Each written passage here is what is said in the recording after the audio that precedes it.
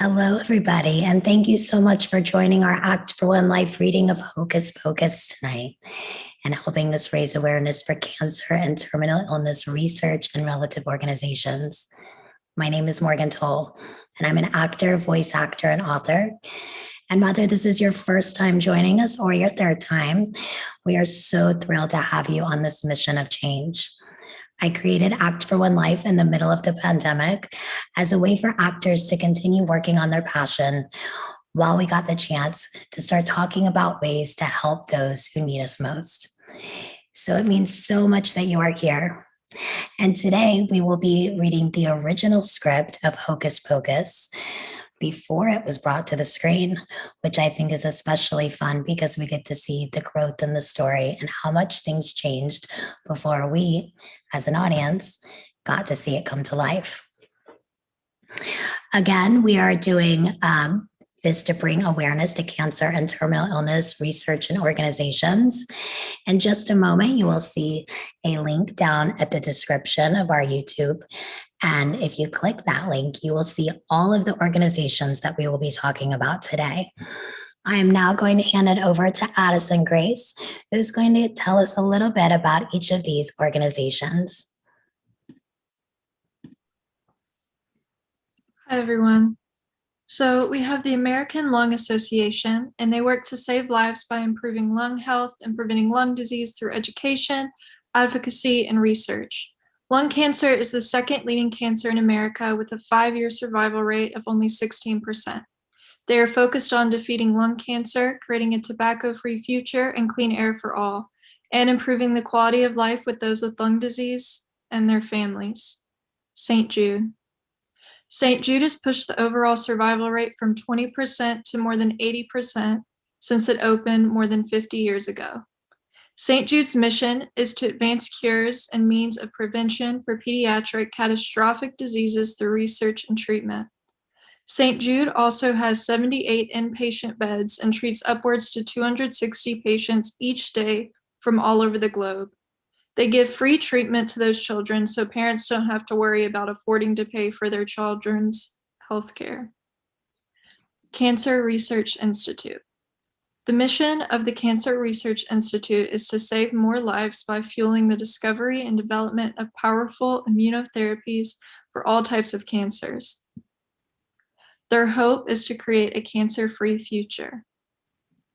The Dream Foundation. Dream Foundation serves terminally ill adults and their families by providing end-of-life dreams that offer inspiration, comfort, and closure. Over the past 25 years, our dreams have provided psychosocial and emotional support tailored to more than 32,000 terminally ill adults and their families.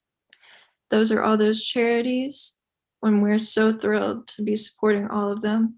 And now I'm going to turn it over to Morgan.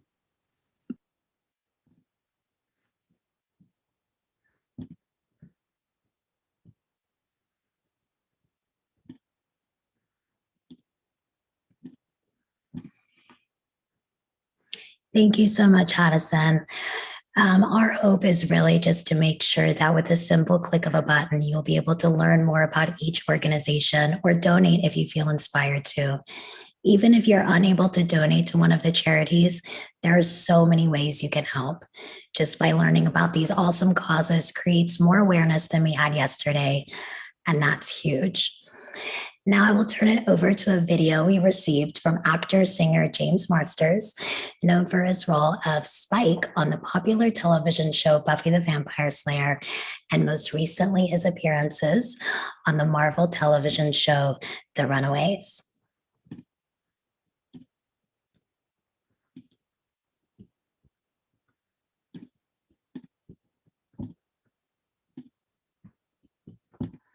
Hello to the people of Act for One Life. Morgan wanted me to reach out and say hi. What a great thing you guys are doing to give the power of acting a good target for helping people.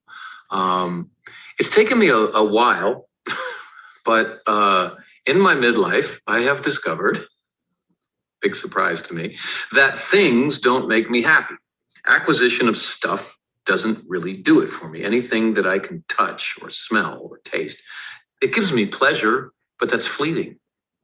You know, like if I buy myself a toy, it'll probably do me about 6 days of pleasure. And then I'll probably put it in the corner and forget about it. If I buy a car, I probably get 6 weeks. Why feel special driving it around? I could buy a house, and probably 6 months after I buy it, it's just kind of part of the normal background of my life. But I find when I help people or allow them to help me, actually, I come into connection with them. And that is what makes me truly happy. And so I have embarked on trying to help people. In fact, I have a friend right now who is up in Sacramento who has been diagnosed with terminal kidney cancer. And I read to him every day. And it sounds like you guys and I are doing very much the same thing right now. And it's not always easy, but it helps me go to bed feeling like I've done something worthwhile today. And so I really applaud you guys.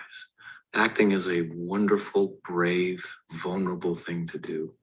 And to put it in the cause of helping others is truly a marvel. So keep doing it. Okay, bye-bye.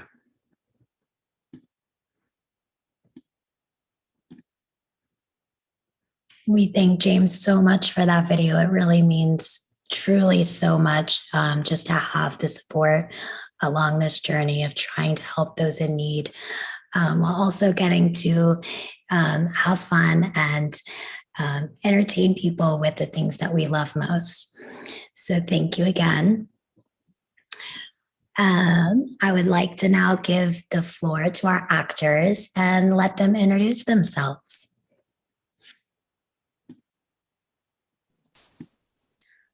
Hello, my name is Jessica Adcock, and I will be playing Winifred. I just want to say thank you to Morgan for letting us be a part of this. Cancer is really rough, and this is very special to me. So again, thank you so much, Morgan, for allowing us to do this.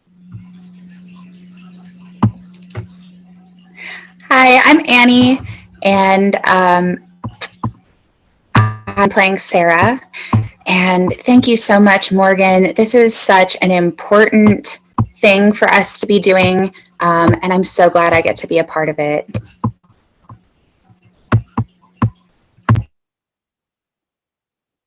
Hi, I'm Tanaya, and I'll be playing Mary.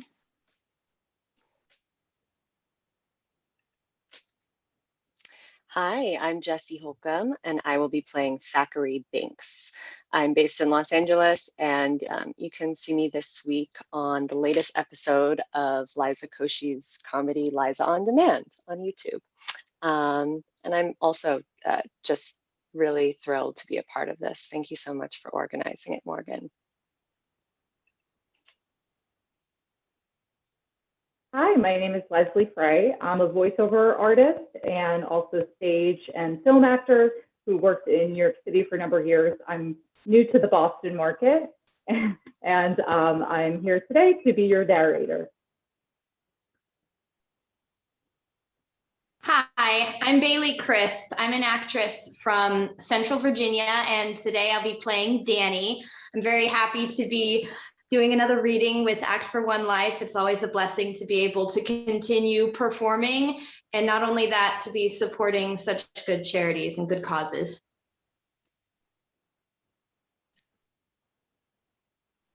Hey, I'm Amber. I am a improv comedy actress from Memphis, Tennessee.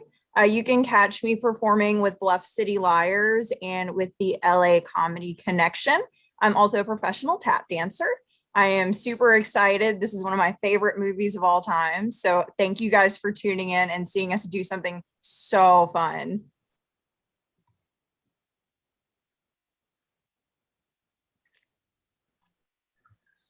I'm Trish. I'm an actor and I do voice work in Yorktown, Virginia. And today I'll be reading for Allison.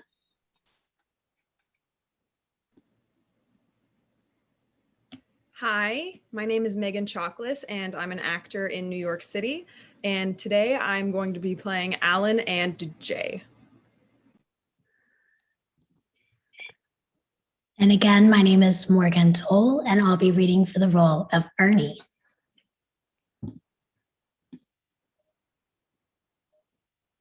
Hi, my name is Valeria Etheridge. I am in Northern Virginia and I will be acting today as Dave.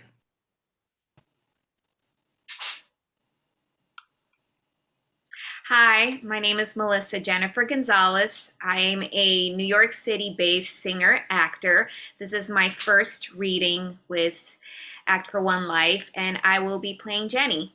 So it's nice to be here. Hi, my name is Addison Grace. I'm a singer and a songwriter who also has a love for acting. And I just wanted to say a big thank you to Morgan. She's honestly the reason why I love acting. She's my big sister, and I'm just so proud of everything that she has accomplished, and putting this whole thing together is incredible. So thank you so much. Hi, my name is Marlene Villafane. I'm from New York City, born and raised. I am a character actress, comedic character actress, writer, producer, singer as well. Thank you for being here. I will be playing Elijah, Miss Olin, Glinda, Devil, and various other characters. Very grateful to be here. Thank you again.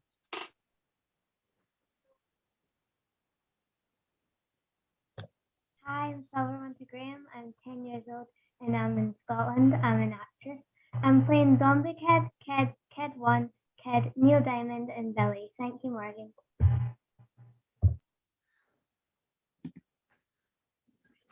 Thank you so much to all of our cast and to all of you who are watching.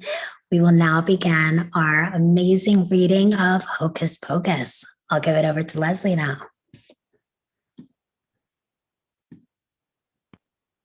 Hocus Pocus, a screenplay by Neil Cuthbert, based on a story by David Kirshner, and on a screenplay by Mick Garris, and a screenplay by James Douglas Cox. Stayed in.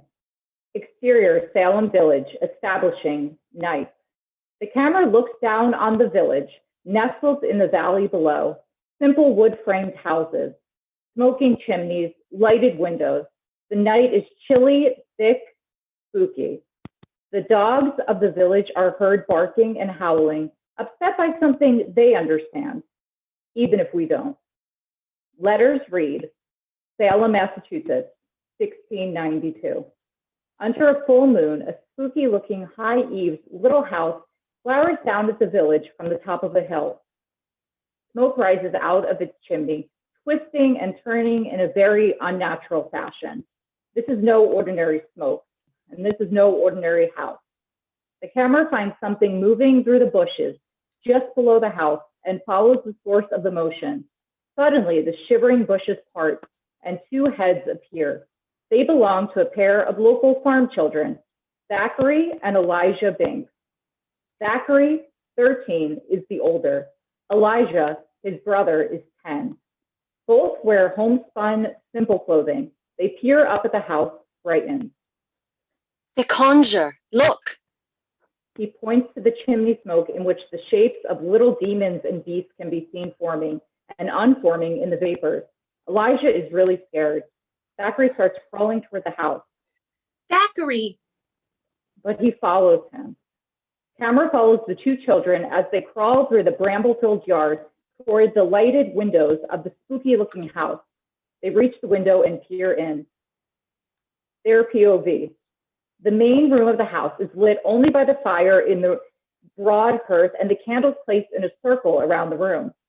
The cauldron boils on the fire as three Sanderson sisters, Winifred, Mary, and Sarah, stand around it, very old and dressed in heavy black woolen clothing of the era. They look exactly like what they are, witches. Winifred is the oldest and by far the most powerful. Once beautiful, her beauty has been corrupted by evil. Her fingers have grown talons, her teeth have sharpened, but she is still vain, and she hates children for their youth and prettiness. Winifred has a nasty temper. When she gets really angry, her hair stands on end, and she possesses an ability to discharge jolts of electrical energy. Winifred has great skill with potions and spells. She is a very dangerous witch. Mary, the middle sister, is obese and gluttonous, obsessed with food. She possesses the outward manner of a sweet and kindly ants. Mary loves little children. She loves them because she loves to eat them. Mary's sense of smell is incredibly keen. She can follow the scent of a child like a bloodhound. Sarah, the youngest, is the idiot sister. She's also beautiful and sexy. She likes to torture things, small children, animals, bugs, you name it. Any suggestion of cruelty to somebody else sends her into a fit of idiotic cackling laughter, while any fear for herself sends her into a fit of terrified screaming. She's a mess. The children watch as Winifred reads from the recipe in her ancient spell book.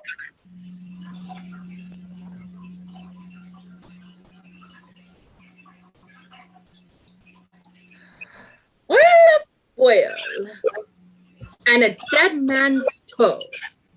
Drops one in. Suddenly, Sarah's nose catches a whiff of something. She sniffs. I smell children.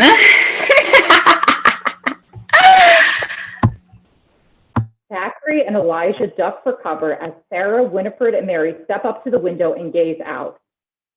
Angle from outside. Zachary and Elijah hide right below them, motionless as Sarah sniffs and Winifred's evil eyes scan the darkness for their favorite prey, children. Suddenly, a ghostly white form can be seen approaching through the darkness. Sisters, our guest is here. The witches share an evil laugh of pleasure and move back into the room. The kids are terrified as the white form approaches and becomes identifiable as a little girl dressed in a long white nightshirt. Sister Emily. The little girl's eyes are closed. She is walking in her sleep. But she walks right past them and into the house. She's bewitched. Run to town, fetch the elders. But. Go, Elijah, run like the wind. Elijah crawls away, then gets to his feet and sprints off down the hill toward the village. Back in house, a moment later, Emily sits on a stool next to the bubbling cauldron. Winifred continues reading from her spell book.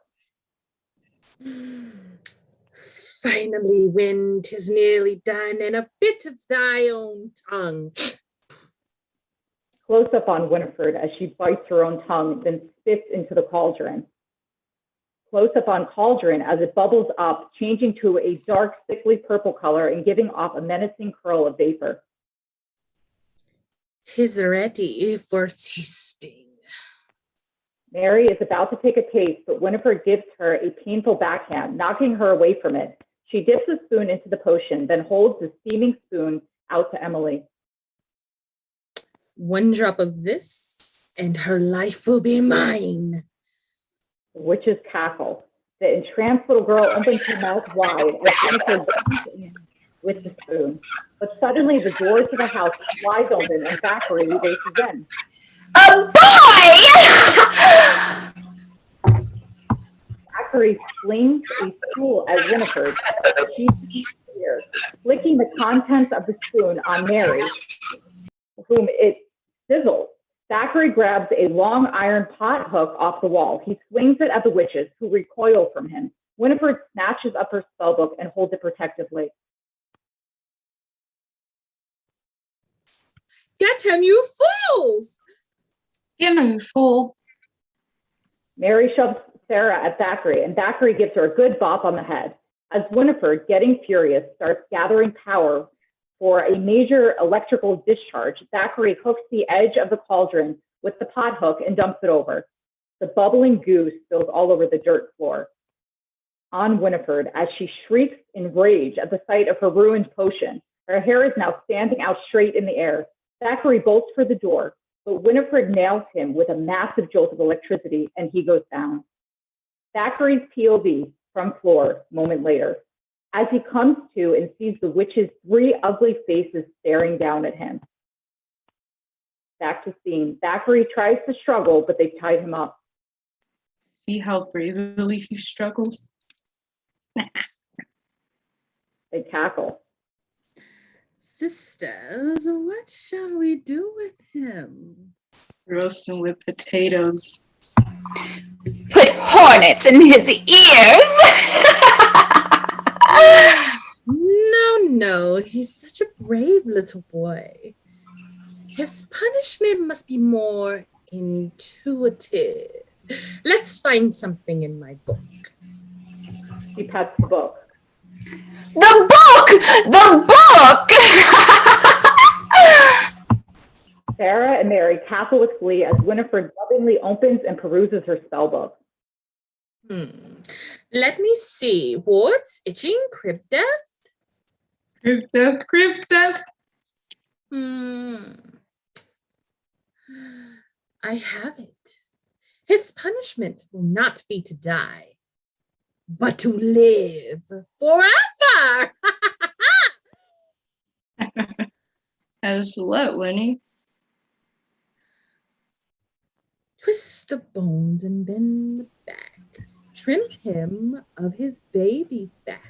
Give him fur as black and pointed paws with which to spat.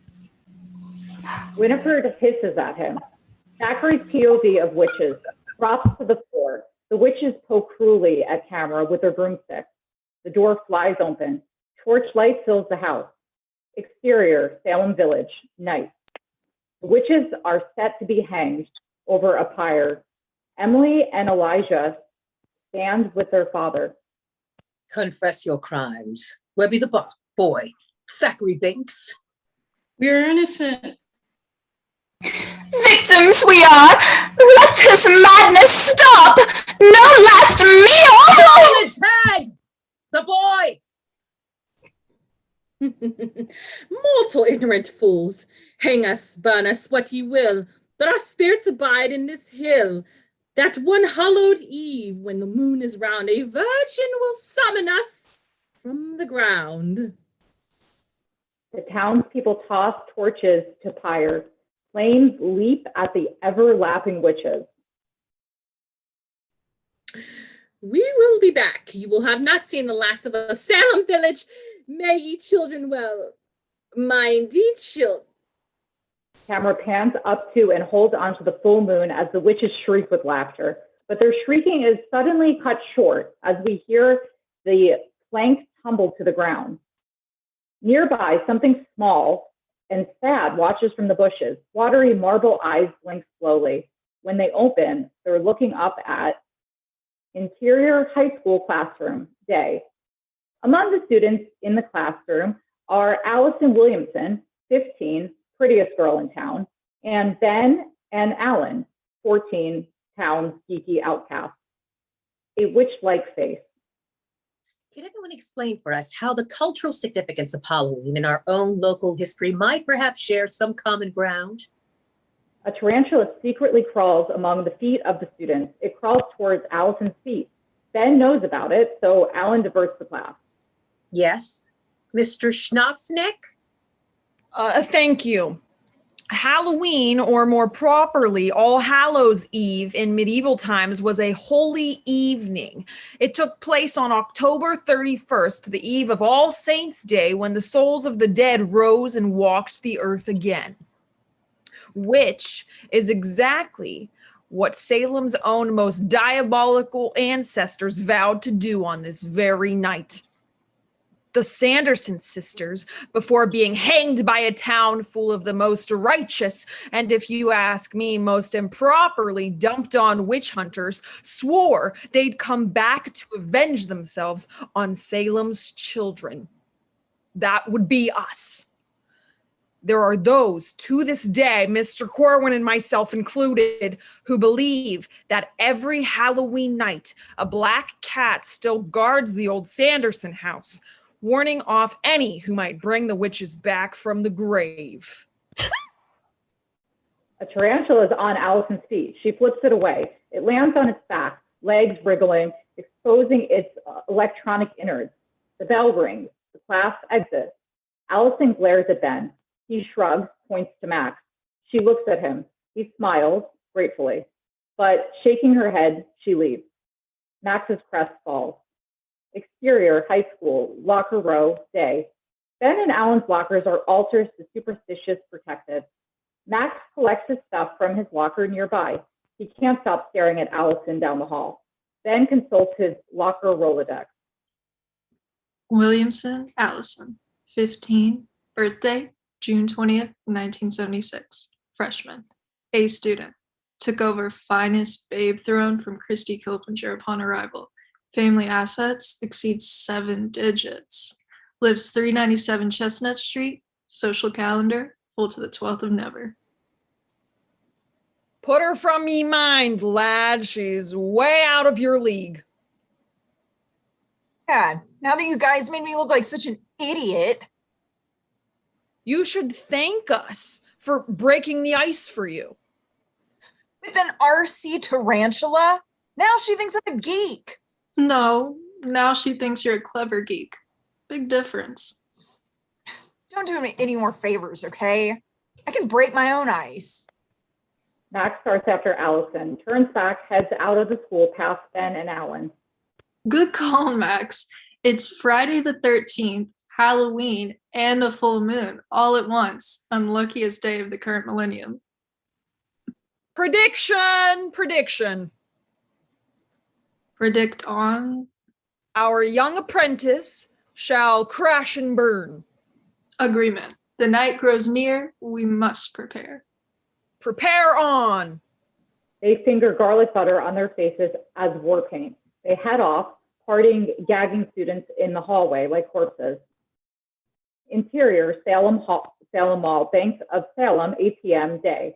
Max rides up on his mountain bike to get money out of the Versateller. Turns to leave.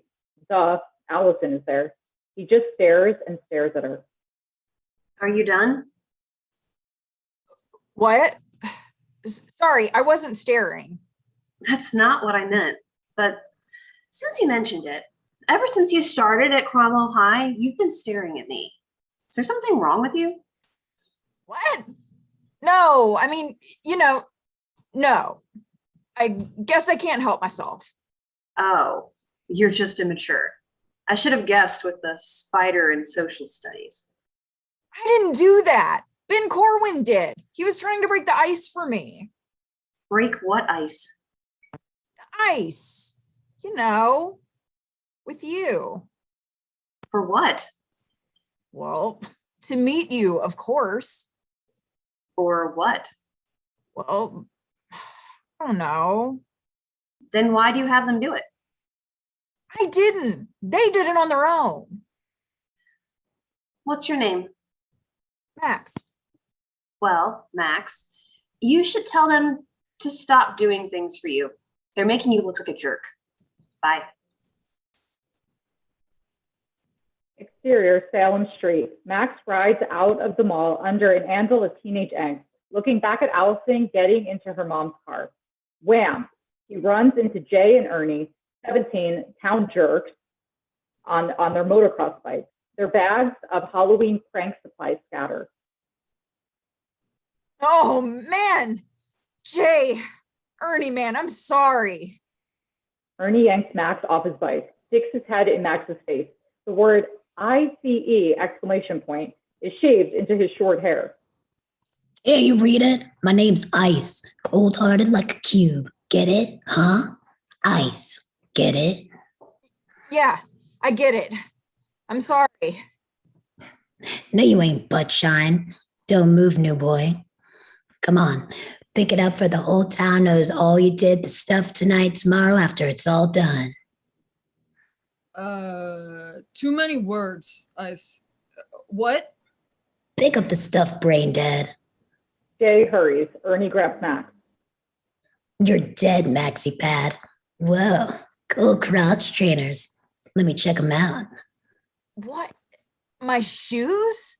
No, your jock strap. Yeah, your shoes. Gimme. I want to see if they fit me. Max is about to protest. Ernie unpockets a knife. Max loses the shoes. Ernie tries them on. Too small. He slices the heels out. Perfect. Here, trade man. Don't say I never gave you nothing. Ernie stuffs his crusty tennies in Max's arms. If you tell anyone you saw us, shopping. Yeah. I got it. Ernie and Jay take off for the top of the mountain. Exterior, mountain bike park, outside town, day. A ski resort that's a mountain bike park in the off season. Max rides by an old cemetery and up to the ticket booth with purpose. He takes the ski lift. Exterior, mountaintop, suicide gorge, day. Max suits up, helmet, gloves, pads, rides to the edge of the expert run. Vertical death trap, rocks, moguls. Max breathes deep, cinches down his toe strap, death grip on bars. Is just about to pedal over the edge when he chokes. Frustrated, he backs away from the edge just as Ernie and Jay fly by him, jetting down the run. Their bikes are agile horses. Max rides off, at once scared and disappointed. Exterior, mountain bike park, day. Max rides down the bunny slope and out of the park. Maybe next time. It's always next time. Exterior, Max's house, day. Max rides up his walkway. Interior, Max's house, kitchen, day. Hey, champ. Hey, sweet potato pie. Dad. How was school? Bad grades, cut in class, no friends. Basically, it sucked. Hey, language. Max, what happened to your shoes? Max looks down at Ernie's stinky sneakers. That new industrial fungus thing. You guys going trick-or-treating? Well, there is a Salem Professionals Halloween dance at the town hall. We'll be out late, so look after your sister, Max, okay?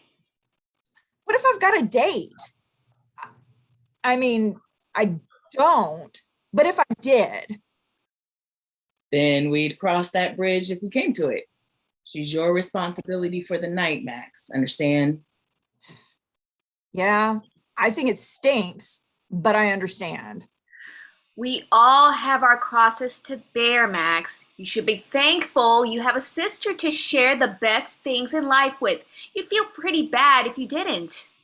She's 7 years old, Mom. I'm in high school. Which makes you the responsible one. Max grabs a Coke from the fridge and heads upstairs. Exterior, Max's bedroom, day. The workshop project Skull and Bones reads, Max only. Interior, Max's basement room, day. Max rifles through the CDs. Oh no, Neil Diamond. Oh yes, Solitary Man. As the lyrics lilt through his private teenage cave, Bud Light, Babe posters and all, Max goes eye to adversely eye with a poster of his big-time hero. A solitary man? That's what I am, a solitary man. Oh man, that's me. This is me. That's so true, Neil. Max opens a copy of The Crucible, Cromwell High's paper, a picture of Allison leading cheers. What do I do, Neil? I mean, do I just walk up and say, hi, I'm totally in love with you, be my girlfriend? Cool. I'll write her a song. Roses are red, violets are blue. I'm totally in love with you. Man, Neil, just, I don't know, forget it. She thinks I'm a geek anyway, but I mean, look. Max shows the pic of Allison to the pic of Neil. See, am I lying? Is she beautiful or what? Max is suddenly entranced by the picture. He brings it up to his face. He's going to kiss it. Suddenly, his little sister, Danny, appears behind him from the closet. Boo! Ah! I scared you. I'm going to kill you. Max leaps for her. Danny jumps on the bed, 7 years old, face to face with Max. He reaches for her. She puts her hand up in power witch manner. Halt! If you touch me, I'll tell everyone what you were doing. You better not say nothing, Danny. What'll you give me? A fat lip if you don't shut up. Mom and Dad told you to stay out. Nuh-uh. Only till you adjusted to your new environment, because moving in high school is traumatic on a teenage boy. That's what Mom said. So, let's go. Traumatic. and I'm not going anywhere. Yeah, you're taking me trick-or-treating. Guess again. You are. I ain't. Uh-huh. Mom and Dad said you have to. Guess they don't know everything. You're taking me, Max. Wanna bet? Danny runs in a spontaneous lather up the basement stairs, screaming at the top of her lungs. Mom! Dad! Interior, Max's house, Dave's workshop, day. You haven't done anything except hang around the house every weekend we've been here so far, Max. Listen, we moved here for your and Danny's benefit. Thanks, but that doesn't mean I have to like it.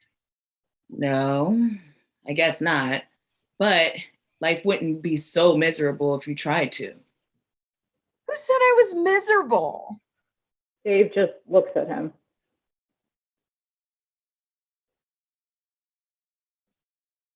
Dad, I didn't want to move here. All that stuff you said about a safe rural environment. Well, guess what? I got my cross trainers ripped off on the way home from school, which I hate. I don't have any friends. They bumped me ahead because they said I was smart, but now everybody I'm supposed to be equals with drives a car and ride a bike. I had to get a $5 haircut. That sucks because nobody knows how to cut hair here. You, my man, have a serious case of the screaming knee bucklers for some lucky girl, don't you? Oh man, she told you? I can't believe it. She blabs her fat mouth about all my personal stuff, and I'm supposed to take her trick-or-treating? Forget it, Dad. You better suit up. It's almost time. What? It's Halloween. Get into it. You're kidding, right? Serious as a tax audit, Max. Because if you don't, or if you foul up in any way, you can forget about getting your driver's permit this year. Listen, Max, it's her big night, and you're going to make sure, as her big brother, that she has a great time. Understand? Yeah, I understand. I think it sucks, but I understand it. Life ain't fair, Max. But it's always the guy who goes above and beyond the call of duty that makes all the difference. Dismissed. Oh, don't scare Danny too bad. She'll have nightmares. My life's a nightmare. Exterior, Max's house, dusk. Costume kids roam the streets. Dave, laden with still camera and video aid, and Jenny look proudly at their kids. Honey, fix your nose. It's falling off. Have a good time. Don't stay out too late. Danny waves gleefully. Max's costume, baseball cap, and Wayfarer's eyes. I've got our route all planned.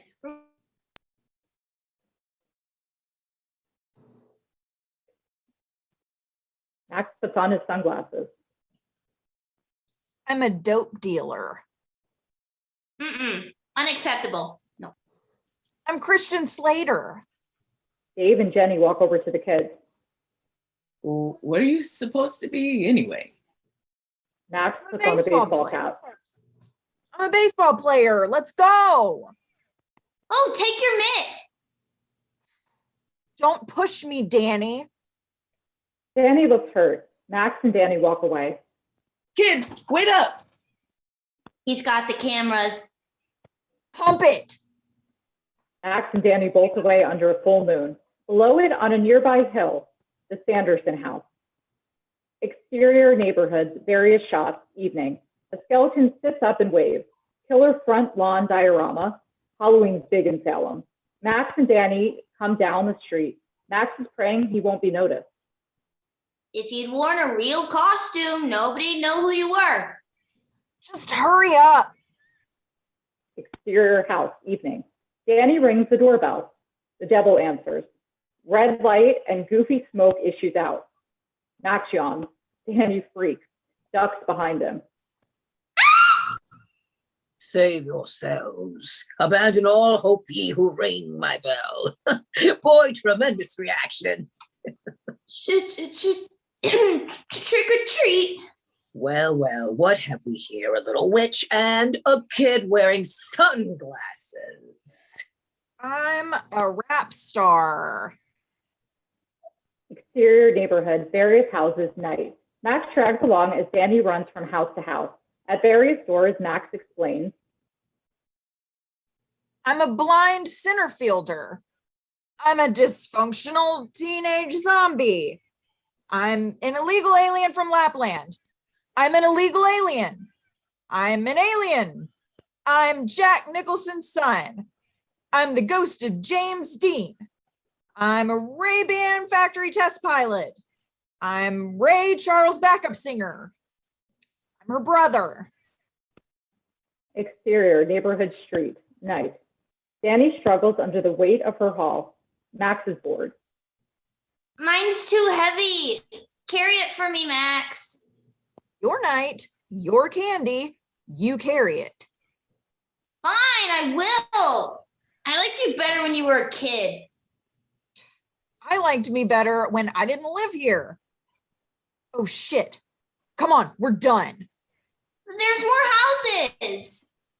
But Danny ignores him and keeps right on walking toward Jay and Ernie, who ride their BMX bikes up, blocking her way. Ding, ding, ding, ding. Stop and pay the toll, kid. 10 chocolate bars, no licorice.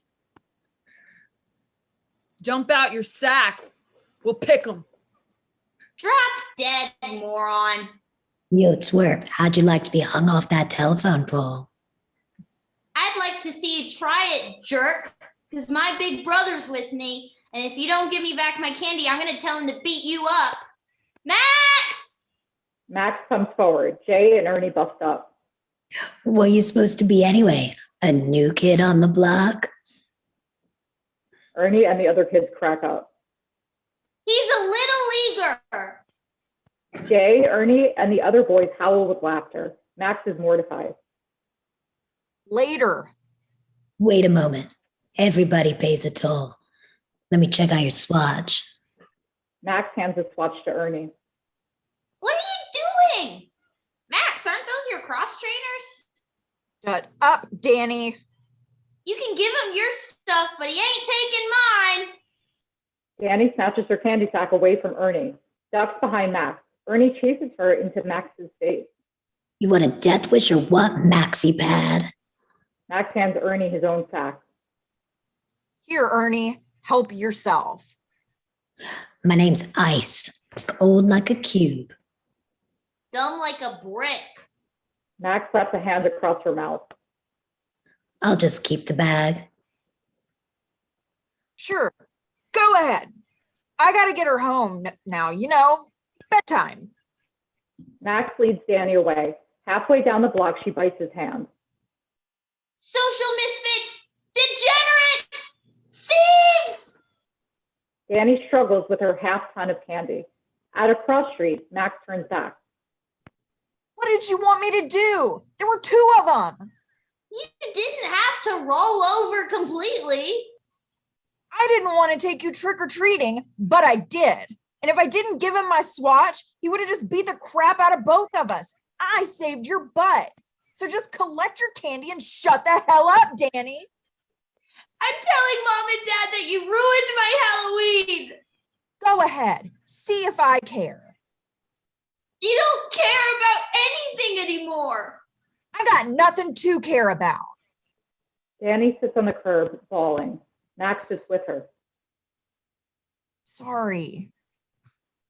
You're just scared Dad won't sign your driver's permit. Permit. It doesn't matter anyway. I'm not going anywhere. How come you don't have any friends yet, Max? I've got lots so far. You're a kid. It's easy for kids. Oh yeah, and you're such a big man, you don't even shave yet. Sorry. Have some candy. Max splits a chocolate bar with his little sister. Boring here. It's not really. There's lots of cool stuff. Look. A full moon hangs over the Sanderson house far away. I think full moons are good luck. Come on, I'll take you home. Max notices the street sign under which they've been sitting, Chestnut Street. Over to this street, and then we'll go home. No, that's just rich people down there. They'll make us bob for apples and drink cider. Max! Exterior, 397 Chestnut Street, night. Allison's house, impressive. Party inside. Max rings the doorbell. How come this one? I don't know. Allison answers. Space princess costume, too sexy for my shirt. Trick or treat. I ain't bobbing for apples. Oh, hi, Allison. Oh, brother. Interior, Allison's house, night. A catered party, all adults. Allison's bored. It's my parents' annual party. Great. It's completely boring. Great, great. Want some cider? No. Sure. Allison gets some. So I guess we know why you've been such a jerk lately. What are you talking about? You want her to be your girlfriend and she doesn't even know your name. Yes, she does. Allison returns. Here you go. What was your name again? Max. Danny just rolls her eyes. Just tell her and let's go, Max. Shut up, Danny. Tell me what? Nothing. My brother's got the hots for you. Max chokes. That's bad, but how Allison looks at him, well. I like your costume. Very authentic. Thanks. My mom made it for me. I helped. I'm really into witches. Really? Me too. We just learned about those sisters in school. The Sanderson sisters? I know all about them. My mom used to run the museum. There's a museum about them? They shut it down. A lot of spooky things happened there. Where was it?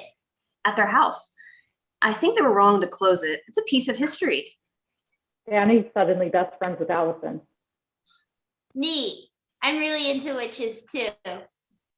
Would you like to see it? You see what? The Sanderson Museum. I'll get my mom's key so I'll never know I was gone. Allison moves off. Just take her to the movies like a normal person. My friend says that those witches ate kids. There's no such thing as witches. And even if there were, they've been dead for 300 years. Exterior, hillside wood, night. Max, Allison, and Danny trudge Emily Binks's hill. Full moon. What's your costume supposed to be? He's too cool for a costume. He was just taking me around. That's really nice. I always do it, you know? My parents made him. Max nudges Danny again. Ow! If you hit me one more time, Max, I'll tell her you listen to Neil Diamond. Max slaps his hand over her mouth. Too late. I don't believe it. You listen to Neil Diamond? I love Neil Diamond. Danny gags. Exterior, hillside, night. The old Sanderson house looms at the top of the hill as Max, Allison, and Danny climb the hillside in the ghostly moonlight. Max leads the way. It's very spooky. They found the bones of 100 children buried in this hillside. Look, a thigh bone.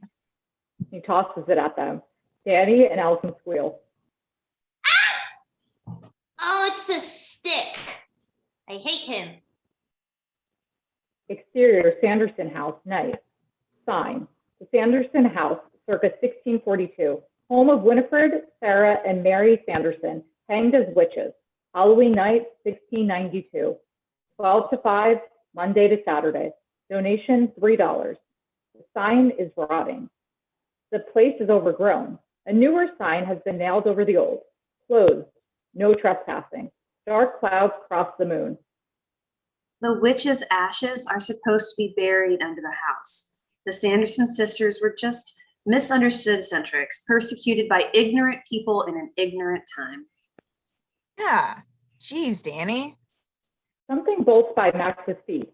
He leaps 4 feet. Ah! Oh, yeah, big man. The black cat sits twixt the gang and the house. Its eyes shine in the dark. It meows strangely. It's a cat. Meow. Max chucks a stone at the kitty. Whop! It disappears. It was talking. Did you hear it? It said, get out. It said meow? I hope you didn't hurt it. No way. They got 9 lives. Interior Sanderson house, night. Darkness, stumbling. Max puts on a mini mag. I'm scared. Aren't you scared? I am. I'm scared. Are you? My friends and me used to sneak in after hours all the time when we were little and play Ouija board and stuff, but it was never like this. It's weird now. The displays are cobwebs, rainwater catch buckets. Velvet ropes form a guided tour past display signs, potions, strange devices, dried animals, and the cauldron. The gang screams. Oh my God, I forgot about those. Wax witch effigies wearing talisman necklaces. They're huddled over the cauldron. Max ventures forward. Danny clings to his arm. He wrenches free. The spellbook of Winifred Sanderson, given to her by the devil himself. Bound in human skin, it contains the recipes for spells of destruction in life. Human skin, right? Unless you believe in this stuff, it seems goofy. Max feels his oath here. He ain't afraid of nothing. Definitely. Check this out. The black candle display. A box of old matches nearby. The candle of the black flame, made from the tallow of a stillborn calf, gross, and the fat of a hanged man, no way. This candle was used by... The mini mag dies. He strikes a wooden match. The sisters to illuminate the pages of the spellbook while they conjured. Legend has it that it will also raise the dead when lit by a virgin on Halloween night. Guess I'm out then. Oh, right. That's what she meant. Meant who what? Before they hanged her, Winifred Sanderson cast one last spell. One howling night, when the moon is round, a virgin will summon us from the ground. In the background, through the window, the clouds drift away, revealing the full round moon. The room is suddenly illuminated with moonlight. It's very spooky. Allison and Danny are afraid. Cool. Let's light the thing and meet the hags. Would you like to do the honors? We shouldn't be fooling around with this. No kidding. What are you afraid of? It's all just a bunch of hocus pocus. Suddenly, with a panther-like yowl, the black cat leaps out of the darkness and lands on Max's back. For a moment, it hangs on, clawing him viciously. Get him off me! Get him off me! Ah! As suddenly as it attacks, the cat drops off of Max and disappears into the shadows. Allison nervously laughs at Max's freaked out state. Max, embarrassed, picks up a piece of firewood and brandishes it like a weapon. Stupid cat! Sneezes. From the shadows, a very human-like cat yowling can be heard. Meow, meow. He says that's what you get for hitting him with a rock. Oh my God, I can hear him now too. What? He talks. I told you. Meow.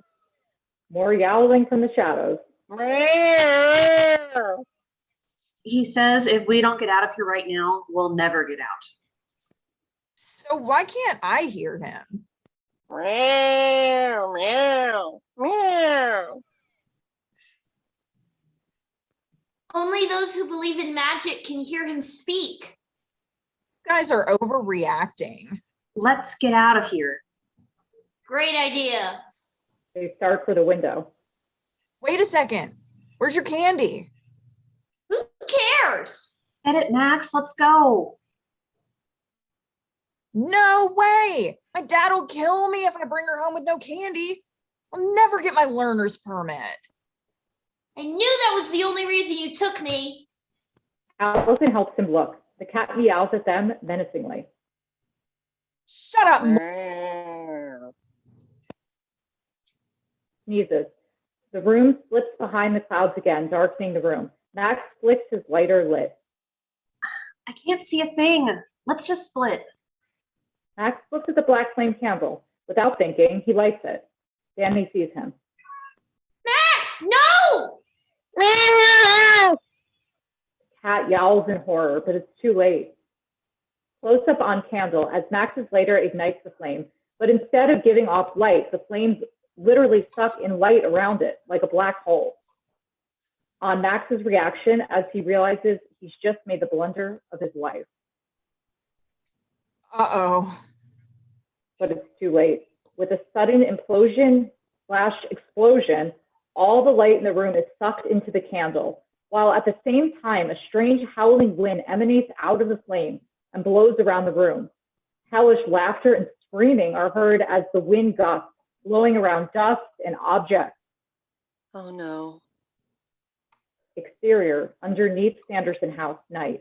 Light erupts from the ground, carrying the buried ashes of the witches in streams up through the floorboards. Interior, Sanderson House, night. The light and ashes stream up in the wax dummies, lighting them from the inside out, melting the wax. No, no, no. The moan like the undead. Wax drops off them in luminous, thick loogies. The plaster explodes from the mannequins. Waxy plaster dust fills the room. Moonlight filtered in the trillion particles clear slowly. The kids duck behind the spell book display. They stare and shudder at what has impossibly manifested in front of them. Sanderson sisters. Skinny, fat, and ugly. Unchanged and pissed. They are slow to realize their good fortune as they pinch themselves to verify their freshliness. Sisters, we have returned. They howl and cackle with delight. Close up on Max and Allison in hiding. What happened? A virgin lit the candle. Max is embarrassed. Back on witches.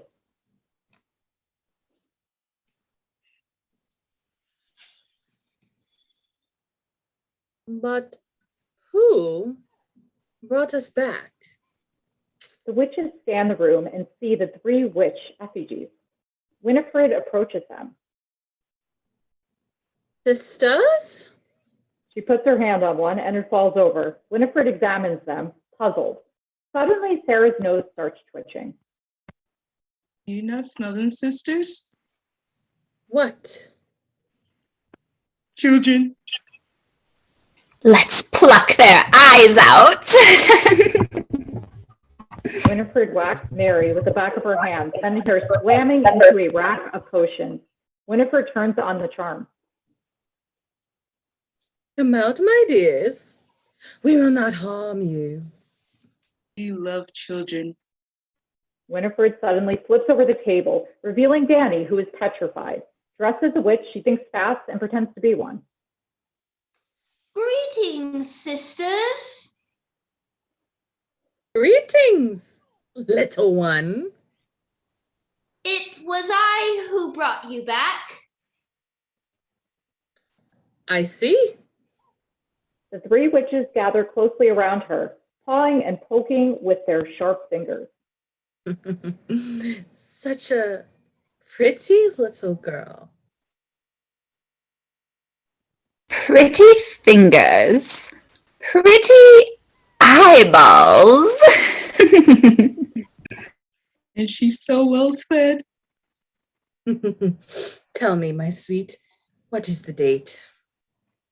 October 31st. All Hallows Eve, my curse worked just as planned. And the year? 1992. Sisters, we have been dead 300 years.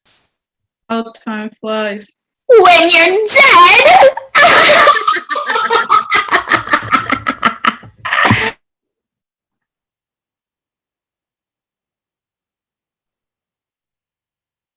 The witches howl with laughter.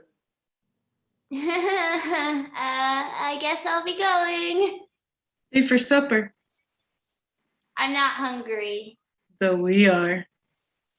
The witches howl with evil laughter and seize Danny with their talon-like hands. They're about to tear her to pieces when a voice shouts, Hey! The witches turn and see Max holding one of the buckets of rainwater. He hurls the water, scoring a direct hit on Winifred and soaking her thoroughly. Everything stops as everyone looks at Winifred to see what happens. Close up on Winifred as she gets so mad that water literally sizzles off her face. It worked in The Wizard of Oz. Back to Winifred as her rage increases. Her electricity charges up. Her hair stands straight on end. Suddenly, she throws out her hands and zaps Max with a stream of cackling electrical energy. Mary and Sarah cackle with delight as Max is literally lifted off the ground, writhing in the electrical field. Burn him to a cinder. Now Danny gets mad. You leave my brother alone! She picks up a small pot and beams Winifred with it. The electrical charge is broken. Max slumps to the ground and Winifred goes to the floor, momentarily stunned, but in an instant she regains her senses. She snatches up Danny with both hands and lifts her off the ground. When Allison attacks her, but Winifred easily knocks her aside with a blow from her hand. Winifred is about to wring Danny's neck when suddenly there is a ferocious yowl. And the black cat leaps out from its hiding place high on a shelf and lands on Winifred's head, scratching and clawing her savagely. Winifred releases Danny, and all hell breaks loose. Mary tries to grab Allison, who punches her in the nose. Winifred tears the cat off her and throws it against the wall. Max comes to his senses, sees what's happening, then spots the sprinkler system on the ceiling. Mary cackles like an idiot. Here, kitty, kitty, kitty. Danny finds her candy bag. Winifred is about to grab her again when Max suddenly leaps up on the table. Hey! He clicks the lighter, which flames. That catches the witch's attention. You have messed with the great and powerful Max and must now suffer the consequences. I summon the burning rain of death. Max, who has positioned himself perfectly, lifts his hand and holds the flame under an old sprinkler head on the ceiling. For a beat, nothing happens. Then an old fire alarm bell starts sounding, and all the sprinkler heads on the ceiling start gushing water. The witches scream in horror as they imagine they are about to die in agonizing death. The burning rain of death!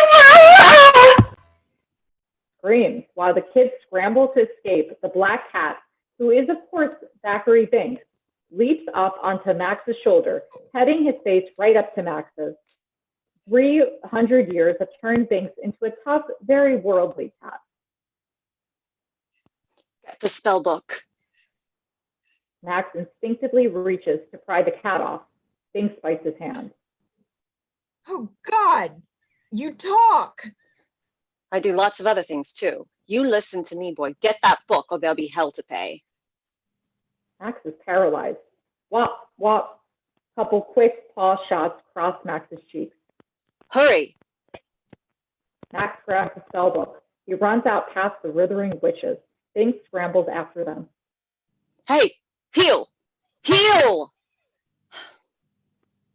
Exterior woods, night. Follow me. Max stops. Allison and Danny stop. Look back at him. Wait a minute. I want to know what's going on. Binks turns round and leaps up in Max's face again. Stop doing that. Binks stuffs a paw in Max's mouth. Shut up. I'm a cat. I'm talking to you. You understand what I'm saying? Some 300-year-old witches want to kill you. Any more questions? Good.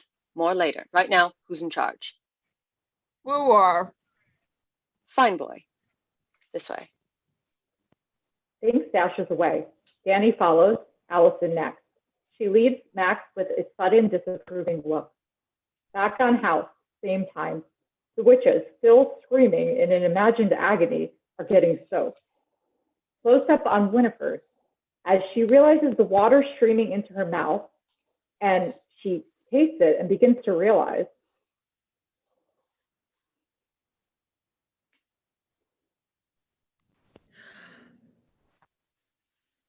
It's water. Oh no. Max, Sarah and Mary stop screaming and lap up the droplets. Looks refreshing. The boy has tricked us. My book. They have stolen it. After them, sisters. Exterior, Sanderson House, night. Lead downhill by Mary's life of its own nose. They're led like Toucan Sam to the Fruit Loop. They stop suddenly at a black river. The river Styx. Winnie, have we truly gone to? What is that? They view a beat-up sedan nearby.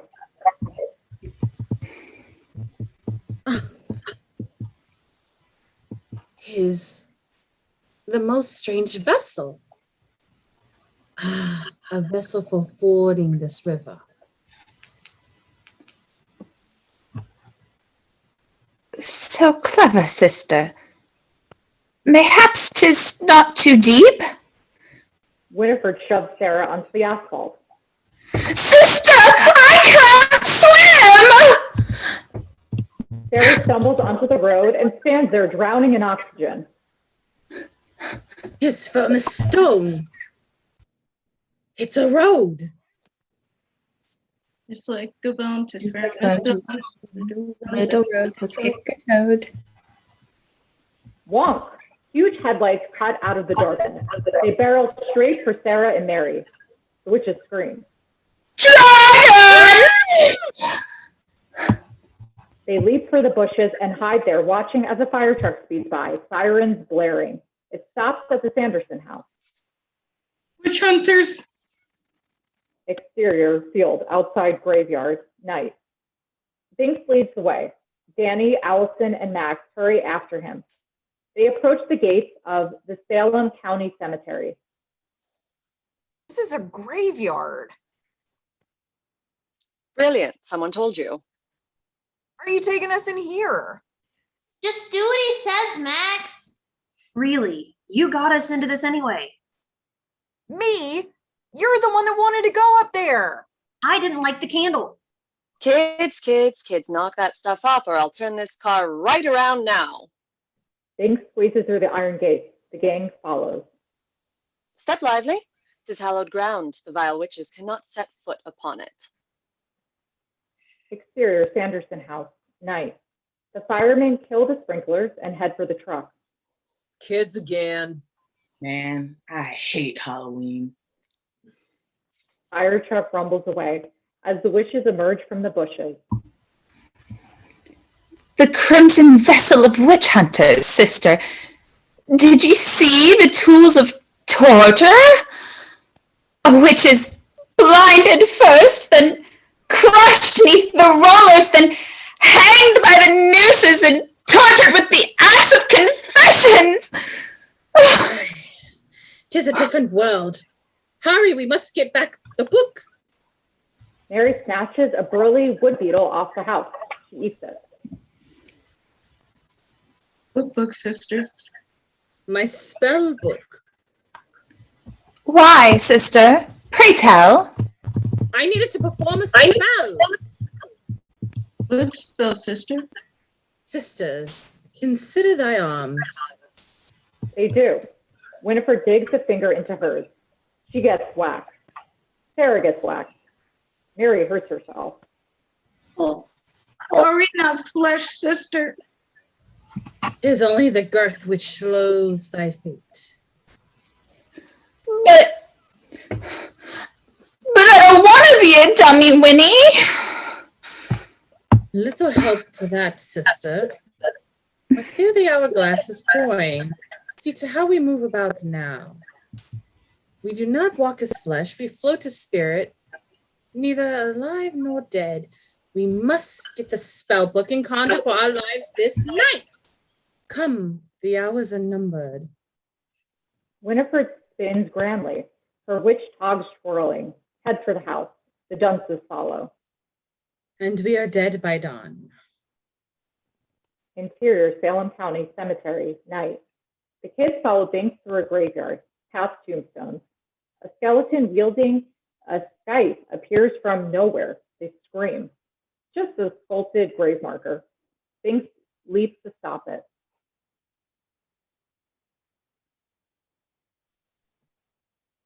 William Butcher, murderer, thief, drunkard. A versatile guy he was, Billy the Butcher. Oh, right, like you knew him. Like, totally, I knew him. That's right, Junior, I did. I knew Napoleon B., Mark Twain, Tom Edison, Davy Crockett, Chuck Lindbergh, Babe Ruth, and Walt Disney, too. Really? Really. I knew Billy before and after he was strung up. The witches stole his body from the gallows and brought him back to life to raise a little hell, if you know what I mean. To keep their secrets, they cut out his tongue and sewed his mouth shut with a dull needle. The kids react. Hands to lips. Dark silence. Now you know what we're dealing with. It ain't Elizabeth Montgomery. There now, since I've got your attention, boys and girls. Let me just say that we are in one grave situation. Sorry, couldn't help myself. Are you the little boy who was turned into a cat? Yes, I am. Thackeray Binks, at your service.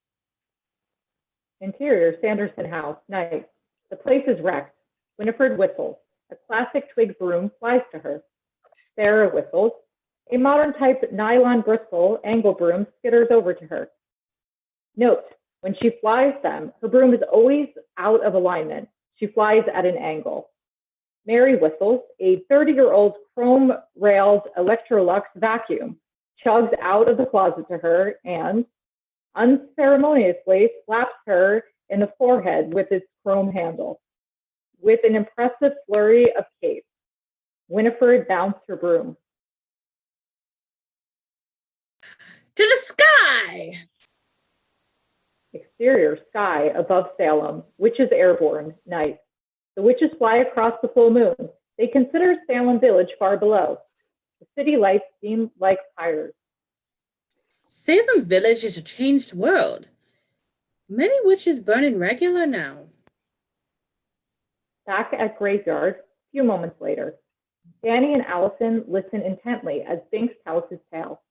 Max is still feeling peeved. Do you like being a cat a lot? At first, I enjoyed myself. Being a cat was a highly sensuous experience.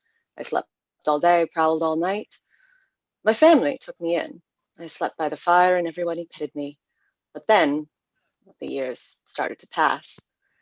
The years started to pass, and I watched my parents grow old and die, and my brothers and sisters, and their children, and their children. But I was always left behind. The kids are stunned and saddened. Didn't you kill yourself? Don't you think I tried? But I always survived. I fell into a deep despair. I couldn't die, but I had no reason to live. Then one day I realized immortality was a curse. But it gave me a purpose. The Sanderson sisters had vowed to return from the grave, but I'd always be here to stop them. They'd never harm another child as long as I was here. So for 3 centuries, I've guarded that house, especially on Halloween night. When I knew some airhead virgin might light that candle. What are we going to do? Make sure the hags don't get the spell book. This? Yes, that. The Devil's Spell Book. It contains all of Witch Winifred's most powerful and heinous spells. Don't let it out of your sight. And remember this, all of you, it is evil, and only evil can come of it. Is that clear? They all nod. Good. They did magic at their house. How come they need it? Good point. As near as I can figure, they have minor magic at their beck and call. You know, unseen force, fireballs from the palms, bewitchments, etc., etc. If they get it back, what would they do with it? I only saw them conjure with it once. They'd cooked a potion that, as near as I could ever figure out, they planned to give to the children of Salem Village. What? I don't know.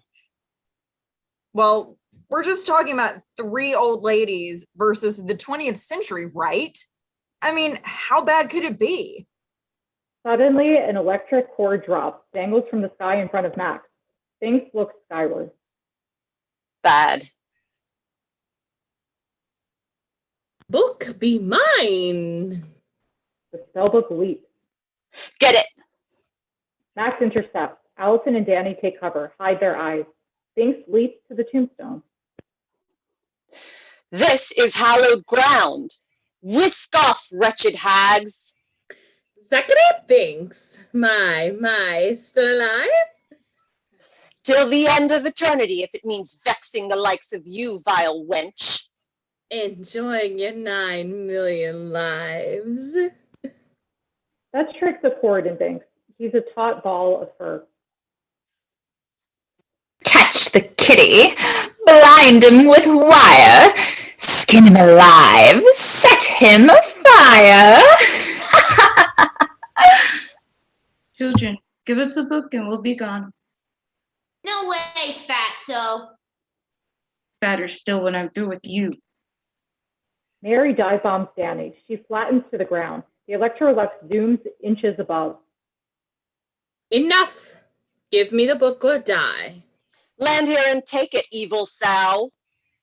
Winifred and her sister air huddle. I don't like this. You said they can't touch us here, right? Right? They cannot. What do you mean, they? Winifred unpockets the black flame candle, holds it ready. Souls at peace remain at rest. Tortured spirit, join our quest. Smell with nose, see with thigh. Twist your fingers towards the sky. Push aside your earthen sheets. Stand upon your good dead feet. Life is sweet. Be not shy sleeping. Slave, arise, arise. Winifred snaps her craggy fingers and lights the candle. Binks is thrown off William Butcher's tombstone. The grave marker rolls. Rotted coffin planks erupt from the grave. Then, Billy the Butcher climbs out, a zombie, his mouth sewn shut. He blinks the dirt from his eyes, which are somehow miraculously intact. Nothing else about him is though. Danny, Allison, and Max are struck dumb and frozen stiff. Binks leaps onto Max's chest once more. Hey, ever seen The Night of the Living Dead? Well, it's all true. Zombies eat people. We're gone like the wind. Follow me. After the children. Billy moves on to Allison and Danny, who run after Binks, making tracks out of the graveyard. You said we can't leave the cemetery. Fine, you stay there. Billy growls. Max splits. Billy runs into a low branch, knocks his head off, fumbles around for his noggin, finds it, sets it back, chases on. The children sprint for the cemetery wall. Billy closes. Suddenly, the witches appear, hovering right in front of them. Peekaboo, we see you. Give me the book. Binks barrels headlong toward the witches. This way. With total trust, Danny and Allison run after Binks. Max slows a bit, skeptical. Mary hovers lowest, hands out, ready to catch Binks. Here, kitty, kitty. Binks leaps right into Mary's waiting hands. No, He soars over her and disappears into a bramble patch along the wall. Danny and Allison follow him, sliding under Mary, who's looked after Binks, into the bushes and vanish as well. Max sees the escape, runs faster. Suddenly, Sarah is hovering in front of him. He looks back. Billy's right on top of him. As Billy's bony fangs reach for him, Max screams, dashes forward, and Come to mama, you fresh young thing. rips a momentous slide under Sarah and vanishes into the bush patch. Billy plows full body into Sarah, knocks her into a dizzying series of crazy aerial loops. Billy recovers and tears away bushes. He rips at them so hard his arm comes flying off on the back rip. He runs to get it, revealing that he's uncovered a large hole in the ground. Damnable children, damn Zachary Binks, damn him to the dogs for eternity. It was your idea to turn into a cat, Winnie. Sister, puncture thyself and let the air out of the brain. Down the hole after them, rotting beasts, bring them to me dead or dead. Billy crawls down the hole. Mary air tumbles back to her sisters. She's dizzy and disheveled. Just as she takes a deep breath, her nose tears her into some direction. Sisters, I have a bearing. This way. Interior, sewer tunnel, complete darkness, night. A match striking, then illumination. Max grabs a length of rotting cloth and wraps it around an equally rotting length of wood. Where are we? I'm really scared, Max. I want to go home. It'll be all right. Just let me get this torch lit. He lights the makeshift torch, revealing they're underneath the graveyard. Corners of long buried coffins stick through the dirt. Bits of corpses and skeletons hang down. Danny hides her eyes. Max screams. It's creepy down here. Excellent hunting ground. Moles and shrews aplenty. Moles? Ugh. It's not like I can roll up to a drive-through and order a burger, you know? I got no pockets. Can't carry money. Footsteps in the muck down the tunnel. Binks perks an ear. Billy. His touch will rot you where you stand. Let's go. Exterior, sky above Salem. Witches, airborne, night. The witches fly in formation. Mary leads the way. Her nose pulls her herky-jerky. It yanks her downward toward Salem. It's zeroed in. She rockets toward Earth. They be a million lanterns, not pies. The world has grown. I've got them, Winnie. I've got them. Exterior, neighborhood street, night. Mary, the spiraling meteor crash, lands like a model rocket into a front lawn. Winifred and Mary land nearby. They stow their brooms and consider the street in horror. My nose never lies. I smell children. Costume trick-or-treaters everywhere. Hobgoblins! Hundreds of them! There are children here. I swear it. But where? Everywhere. Ghoulies, ghosties, Jawas run by. Mary shudders. I want to go back to hell. Quiet. I must think. This is very strange. A group of ghouls ring a doorbell. An adult answers. He drops something in the ghoul's upheld bag. Exterior, Mr. Noonan's house, night. The witches hold their skirts as bags. Winifred figures out the doorbell, rings it. The door opens. Welcome to hell. The witches are aghast. Sarah and Mary cringe. Winifred is skeptical. Master? We beg pardon. We did not know you lived here, Master. You're the hottest bags I've seen all night. Oh, Master, you're too kind. You're not too bad yourself, sire. They giggle. Winifred silences them with a sharp eye. We seek 3 children and a cat. This'll hold you till you find them. Some for you, 1 for you, some for you. Love your schnoz. Tweaks it. A gift? Whilst master comes sport with us. Later, when the missus is asleep. Master has taken a wife? I still fool around. Devil wags his tongue at them and closes the door. Think below. Master's old himself. Riches. Winifred and Sarah consider Mary's discovery.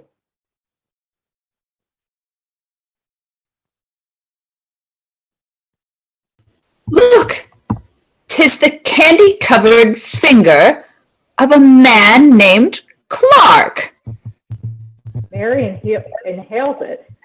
Expecting flesh, she gags. 'Tis but caramel.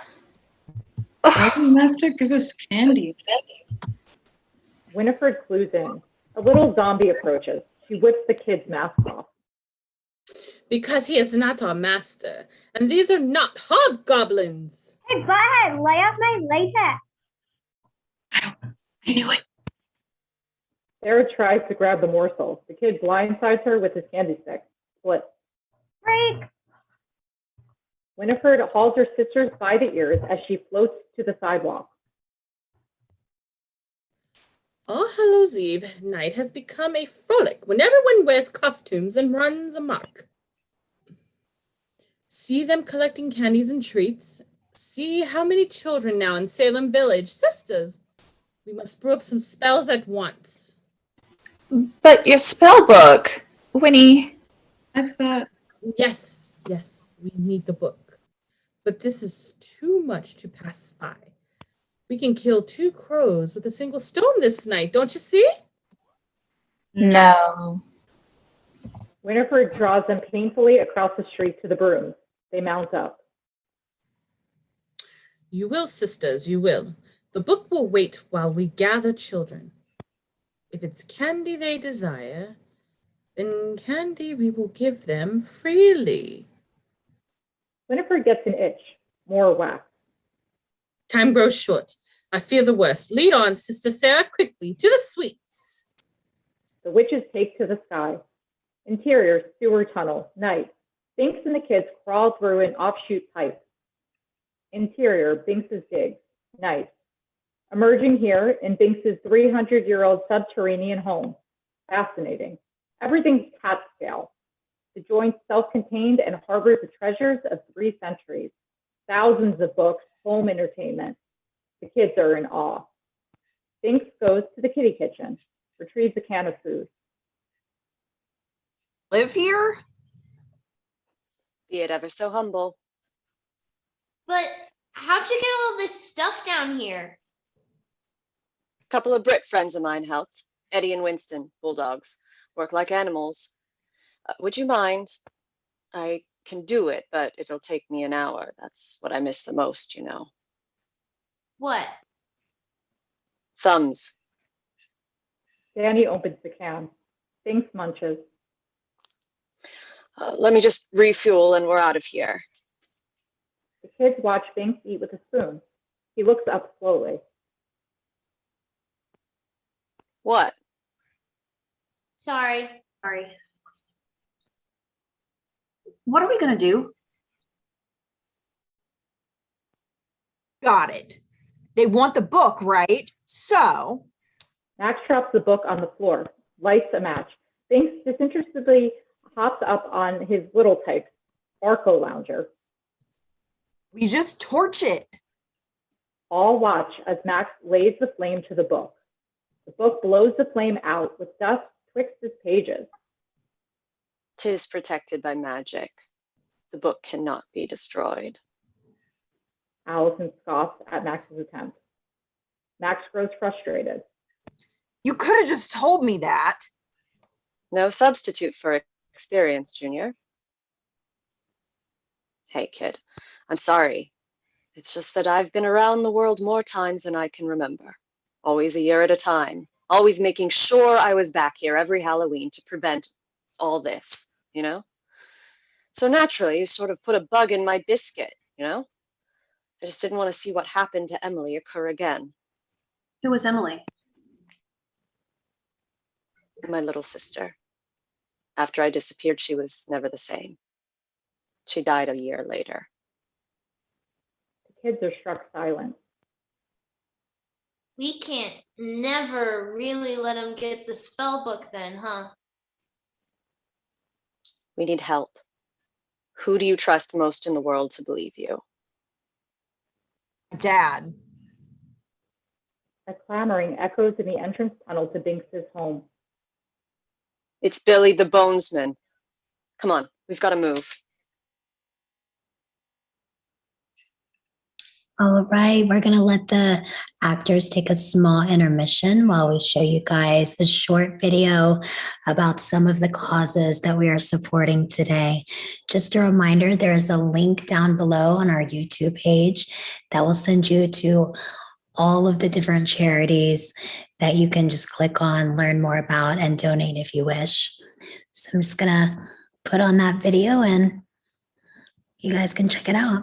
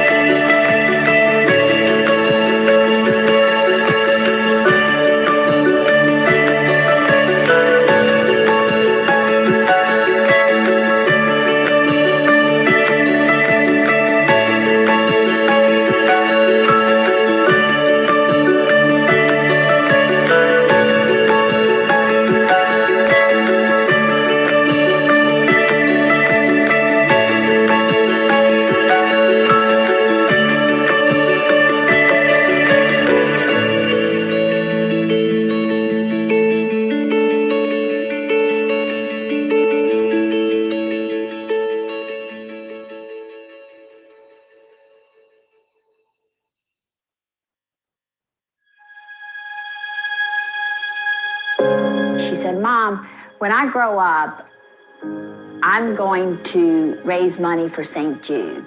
And she wrote a speech. And I'm going to ask people to support the hospital, and this is what I'm going to say.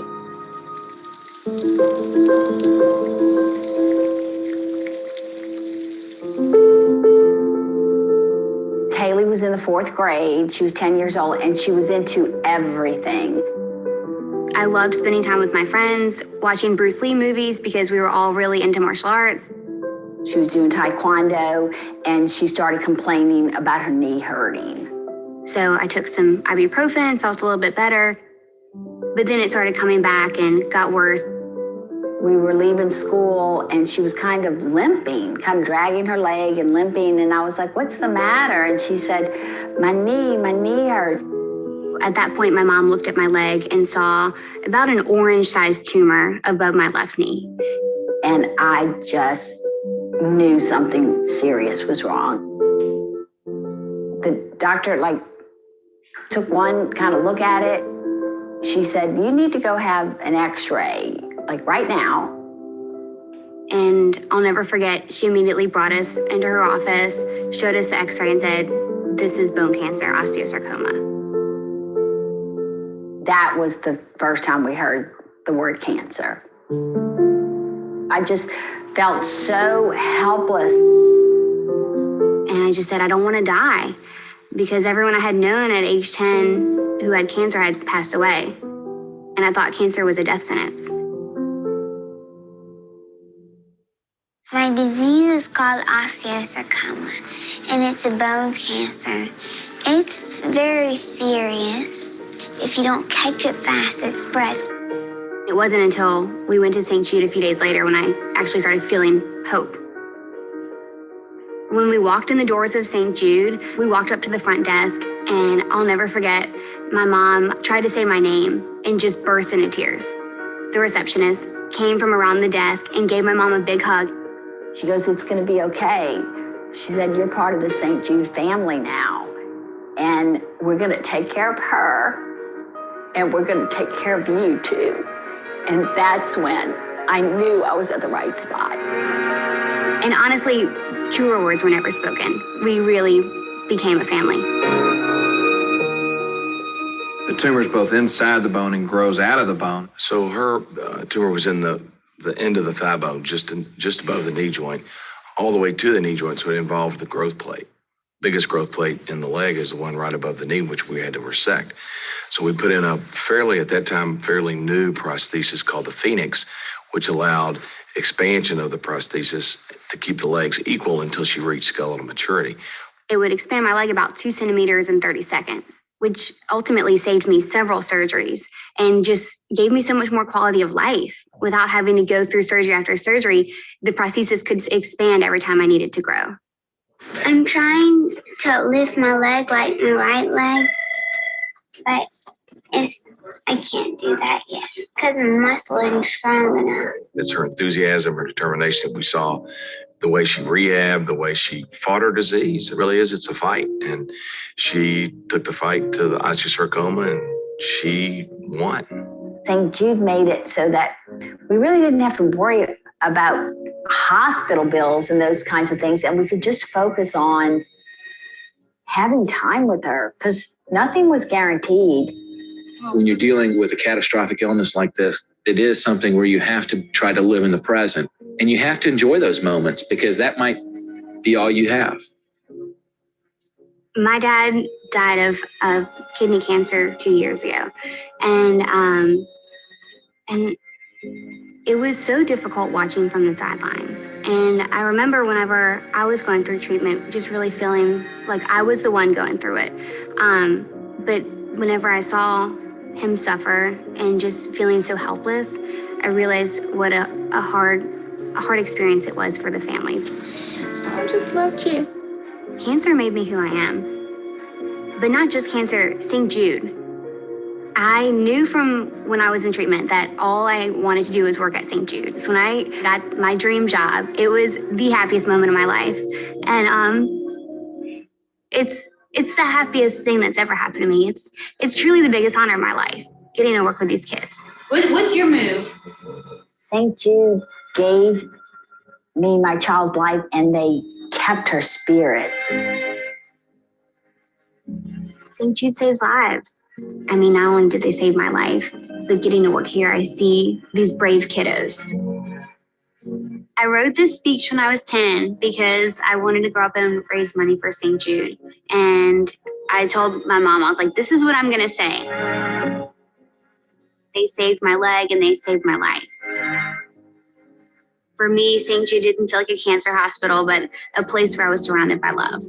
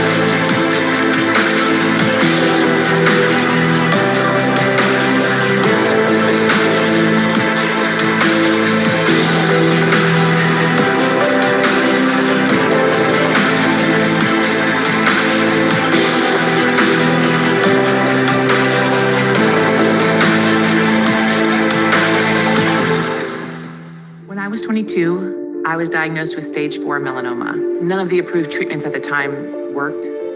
I thought that my life was over and it hadn't even begun yet. And then a miracle happened. Sharon Belvin was the first patient that I met. It became clear to me that this basic science that I had been working on was saving lives. And at that time, surviving advanced metastatic melanoma was something that was essentially unheard of. There was this aha moment, where the tumors just melt. Virtually no one thought that immunotherapy would work until it finally did.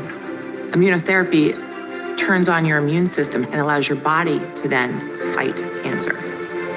The answer to cancer may already be inside every one of us.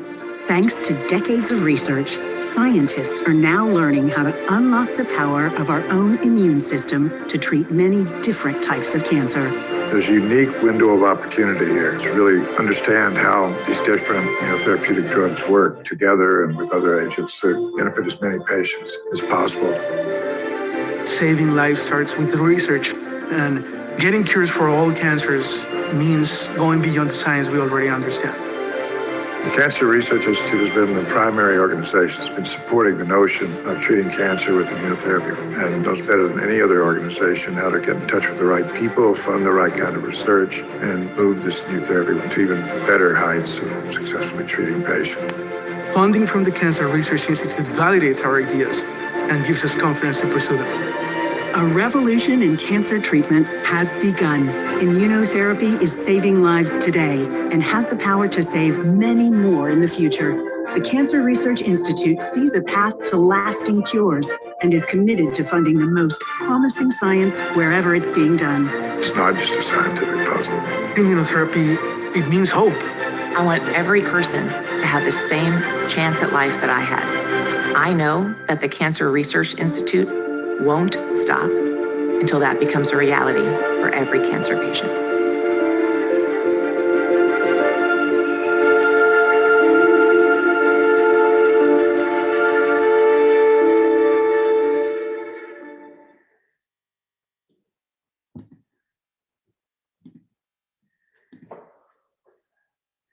Thank you all for watching and learning more about these organizations and charities. It really, truly means so much. As I said before, just having the awareness helps just spread it in a positive way and learning how we can help. And I know even for myself, knowing that people know more about my illness, it helps me to feel safe going out into the world, knowing more people know about it and doctors know about it.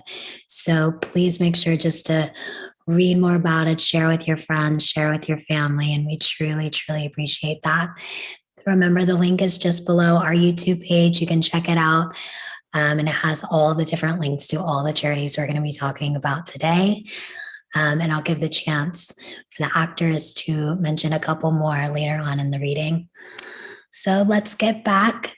Leslie, I'm going to hand it back to you.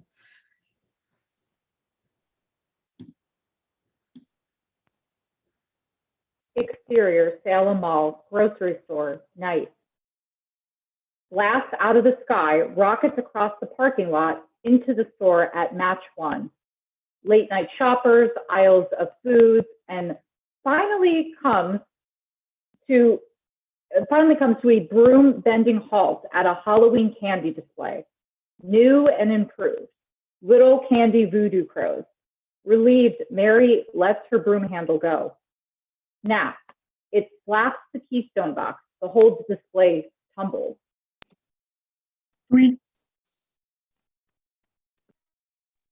Quickly. The witches stack their broom bristles with boxes.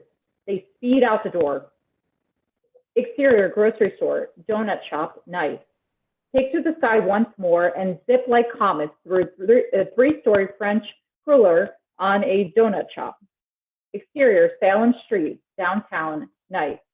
Night owl teenaged Halloweeners tapping keggers in their mini truck. A manhole is pushed open by Max. Sphinx springs out, immediately caught in a set of headlights. Uh-oh. Max ducks. A loud car horn doppels overhead. Stop, stop, doof, ugh, and a squealing yelp. Then, silence.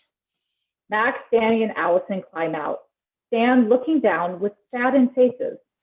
We don't see Binks. Danny cries. Allison's hand jumps to her mouth. Max's eyes widen. Pop. A stuck plunger pulls off smooth glass. Allison's hand comes down. Danny stops crying. Max's eyes widen even more. Then, poof.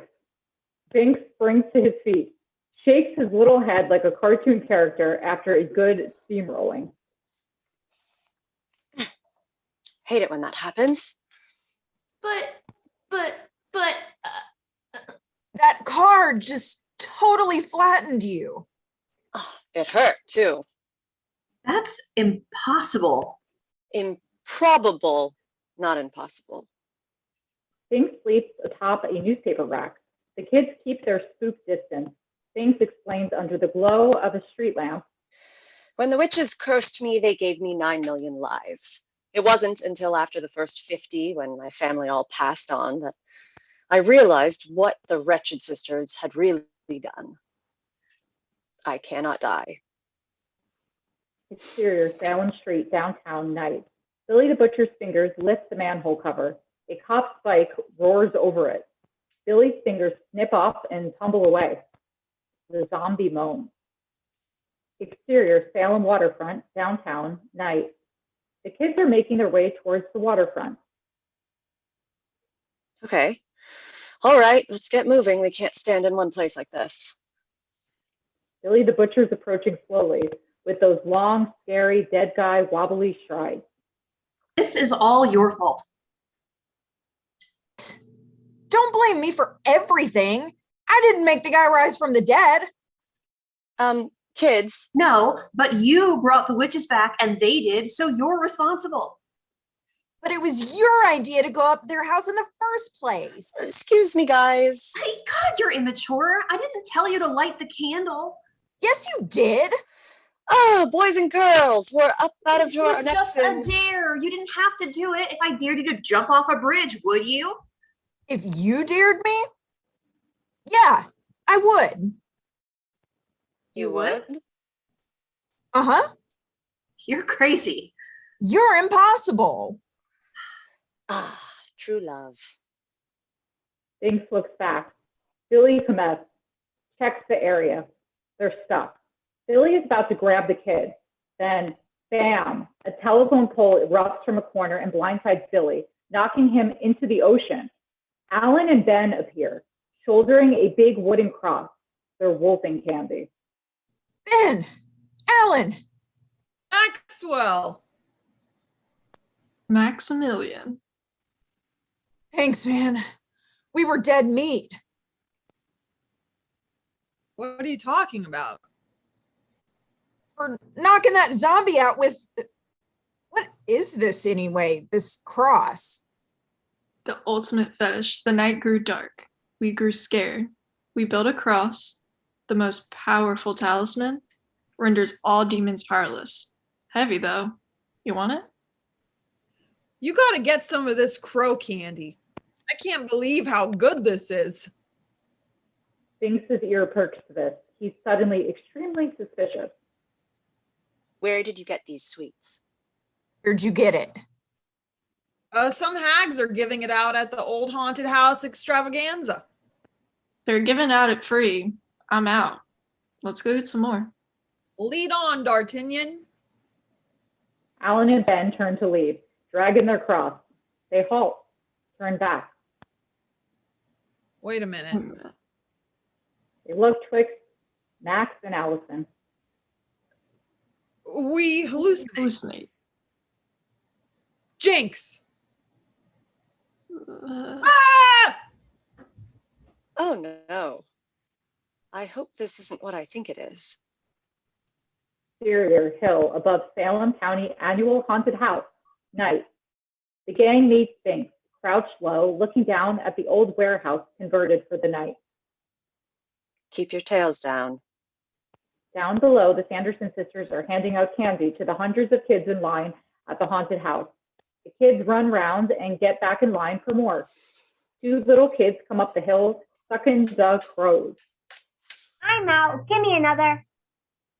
Binks springs onto the kid's shoulder. Hi! Drop it, kid.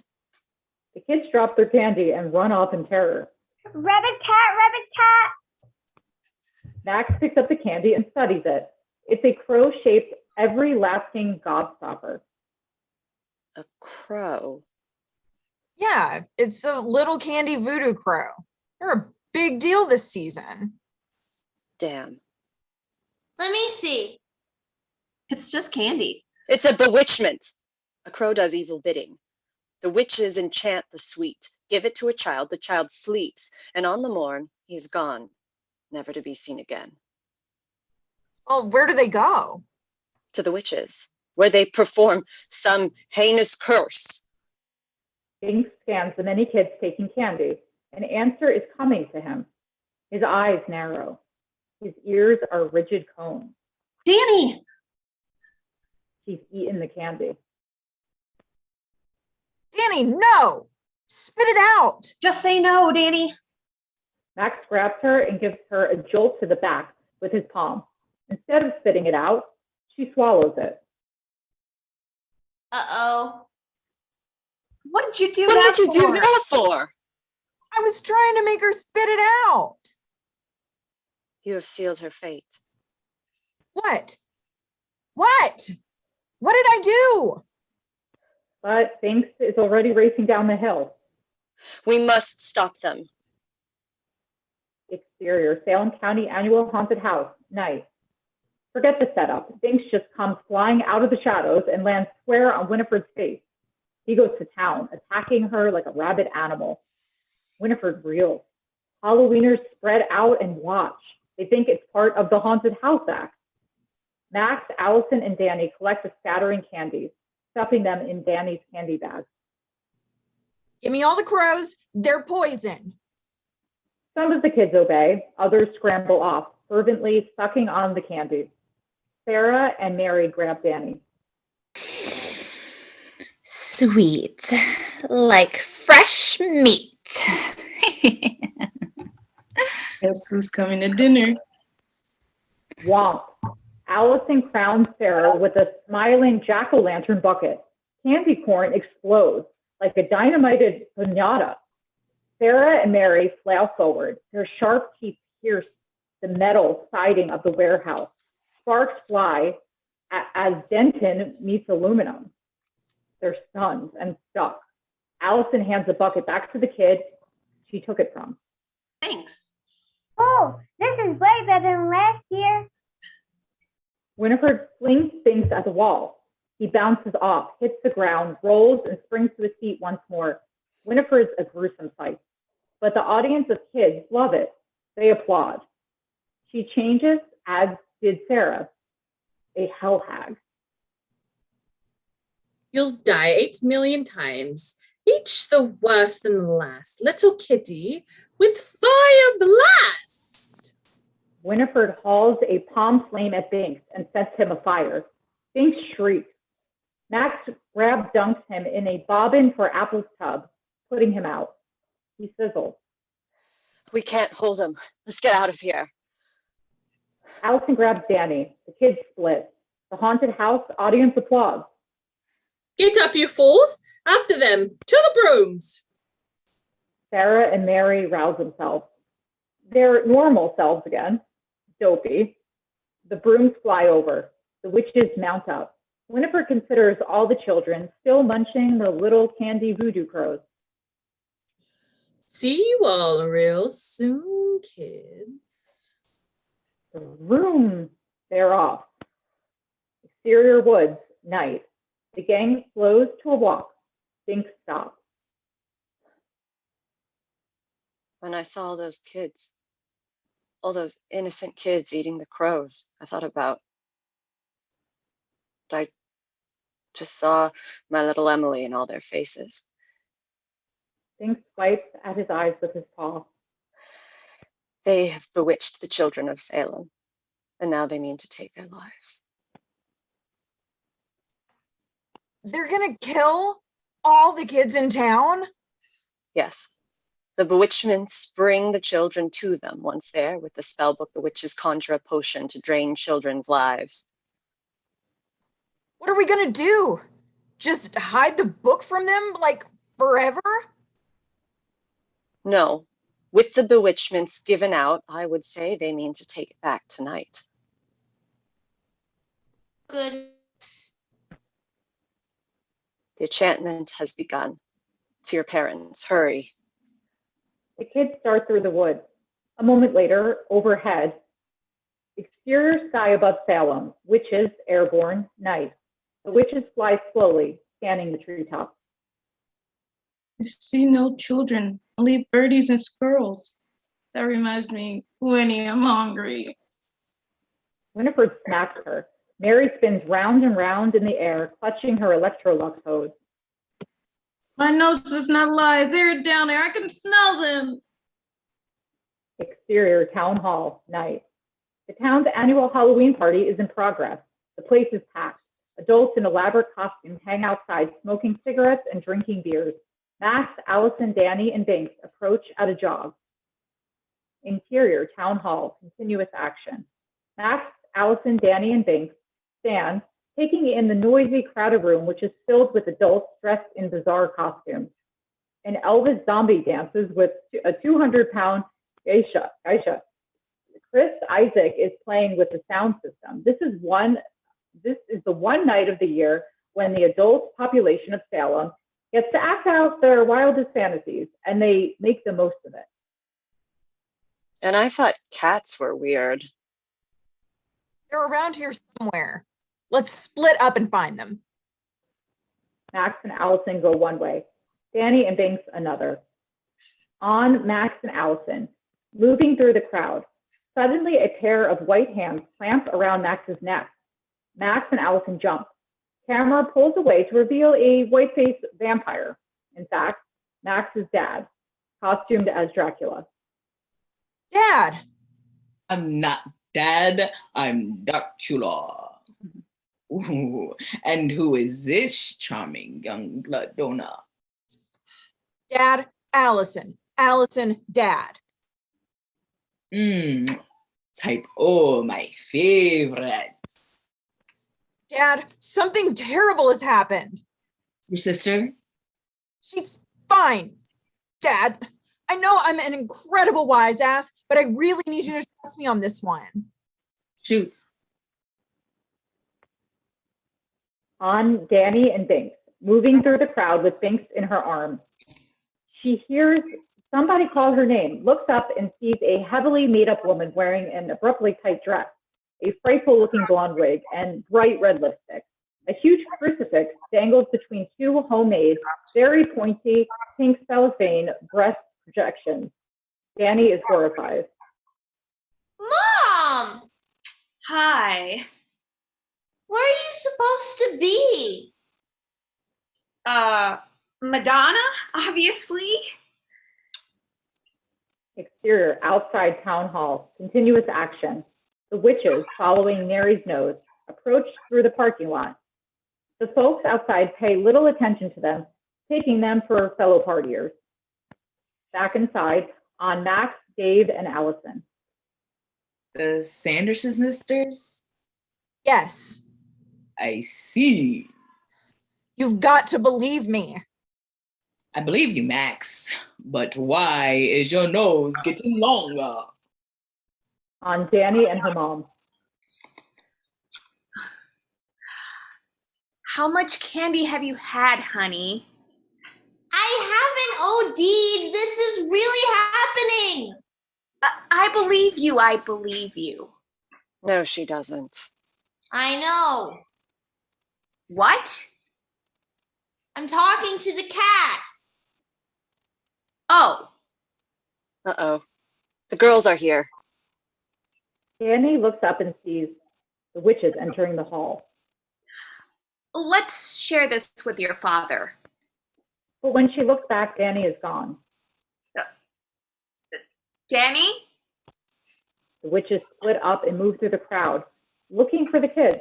A middle-aged woman, dressed as Glinda from The Wizard of Oz, approaches Sarah.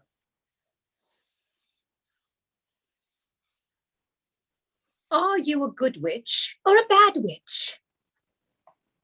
Mary glowers at her for a beat, then lets out with the biggest, juiciest, smelliest fart in movie history. Miss America, standing directly behind her, passes out, while an Indian chief and Fidel Castro scurry for airspace. Does that answer your question? Back on Max, Dave, and Allison. It's the truth, Mr. Dennison. We swear it, Dad. Swear to God. On Dave, starting to believe them. The mayor, dressed as Long John Silver, steps up to the microphone on the podium. A line of contestants in elaborate costumes stand behind him. Har, har, har, shiver me timbers. It be time for an annual costume contest. Har, har, har, har, har. Danny moves through the crowd looking for Max. Max! Max! Har, har. Our contestants be right here behind me. Your applause will determine our winner. So without further ado, let's hear it for Saddam Hussein. As the audience applauds mildly, Winifred gives a sharp whistle. Sarah and Mary spot Danny. The Hunchback of Notre Dame. As the witches close in on her, Danny backs up toward the podium. Julia Child. Danny leaps up onto the stage and grabs the mic from the mayor. Max! They're here! The crowd gets quiet as they turn their attention to Danny. Max and Allison push their way to the stage, leaving Dave very bewildered. Max, what the heck is this? Max takes the microphone from Danny. Ladies and gentlemen, this is an emergency. The crowd becomes hushed and very concerned. The kids in this town are in great danger. The Sanderson sisters have returned from the grave. And there they are! She points to the sisters who are closing in on the stage. The audience, still not sure what's going on, turns their gaze on the Sandersons, who, assuming they're caught, bare their teeth and hold out their talons, threatening the crowd like cornered rats. They are very scary, and the crowd instinctively pulls back. But when Winifred starts crackling with electricity, the crowd, taking this for a spectacular Halloween put-on, oohs and applauds appreciatively. Close-up on Dave as he relaxes, laughs, and starts applauding. Close-up on kids, realizing no one believes them. Winifred looks at the stage, but the kids and Binks are gone. She snarls with frustration, but suddenly, with a ferocious roar, Billy rushes up onto the stage. There is a beat as the audience stares at him. The mayor puts his hands over Billy's head, and the audience gives him a thunderous round of applause. That's first place, son. The mayor claps Billy on the back, and both his arms fall off. On audience's shocked reaction, and they applaud even harder.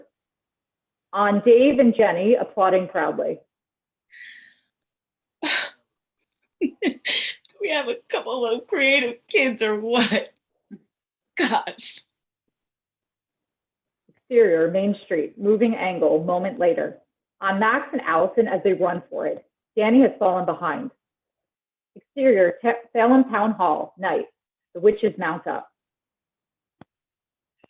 Oh, our time grows short. Hurry, Sister Sarah, snuff them out.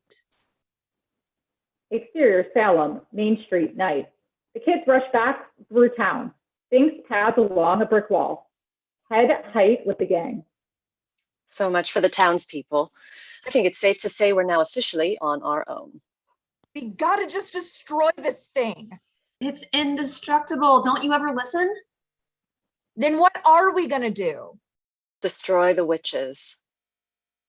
The kids look to one another. They're scared. How do you destroy a witch? You drive a wooden stake through its heart, of course. Gross. No disrespect, but this is reality. If it was that easy, everybody would do it. There are only two ways. Hang them or burn them. Are we supposed to get nooses around their necks? Unlikely. Then we have to burn them. And the flames must be as hot as the fires of hell. They'll find us wherever we go, right? Then I know where to lead them. Allison, take Danny home. Binks and I will take care of this. Don't be so macho. We're in this together. One thing I learned as a cat when it comes to a fight, you want the females on your side. Okay, we're a posse. They share a group hug. Drive-in movie theater. Playing Night of the Living Dead. The dead are overtaking the town. The sisters fly close to the screen. An encouragement, sisters. Our brothers are prepared the way for us as we speak. And they are defenseless. See, they merely sit and watch. Exterior, moonlit field. The kids run away from the camera, which pulls up to reveal that this is the high school athletic field. The school looms in the distance. The kids are running towards it. Exterior, Salem Street, downtown, night. Billy's put his arm back on, right to left and back to front. He's at a don't walk signal. He just stands there. Exterior, Cromwell School. The witches follow the kids' scent across the field toward the school, which looks ominous in the moonlight. What is this place? It stinks of children. Mary points to several outdoor basketball hoops looming up in the dark.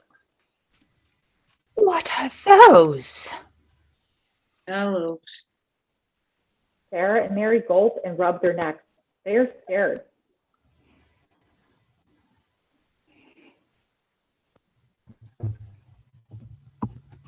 This is a prison for children. You're right, Winnie. Sarah follows the scent to a window, which has been smashed and opened. This is where they enter. I'll wait here. Winifred and Sarah and Mary share a look, then grab Sarah and shove her, shrieking, in. Interior boys' locker room. Moment later, the witches creep cautiously past lines of lockers. Opens a locker.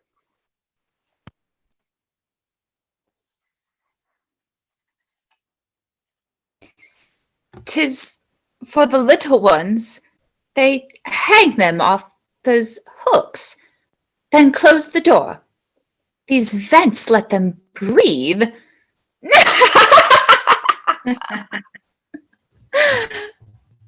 Interior swimming pool. Moment later, the witches and Billy move past the school's indoor pool. "'Tis a drowning pool. The victim is forced to walk that plank. Then they above him in." Sarah cackles. Mary sticks her finger in the water and tastes it. "The water has been poisoned."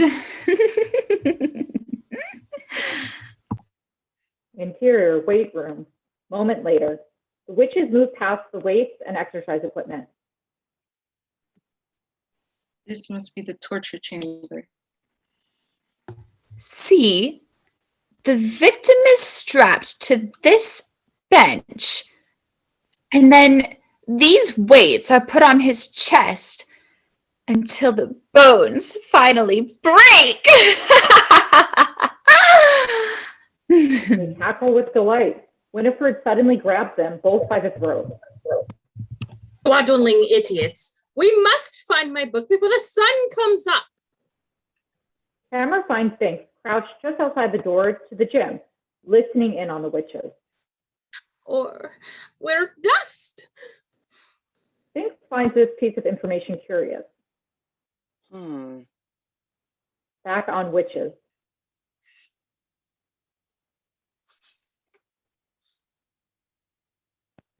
Do you understand? "Oh, yes, Winnie, and you've explained it so succinctly." "Explain what?" Winifred jolts them, but a voice suddenly says, Meow there. Binks is sitting in the door to the gym, blinking at them. Are you bow wows up for a little chase? Get him! Binks gasps as the witches mount their brooms and go flying after him. Interior corridor outside gym, continuous action. As the witches come flying out in the corridor, but Binks is nowhere to be seen. The green school corridors stretch out in several directions. Witches are baffled.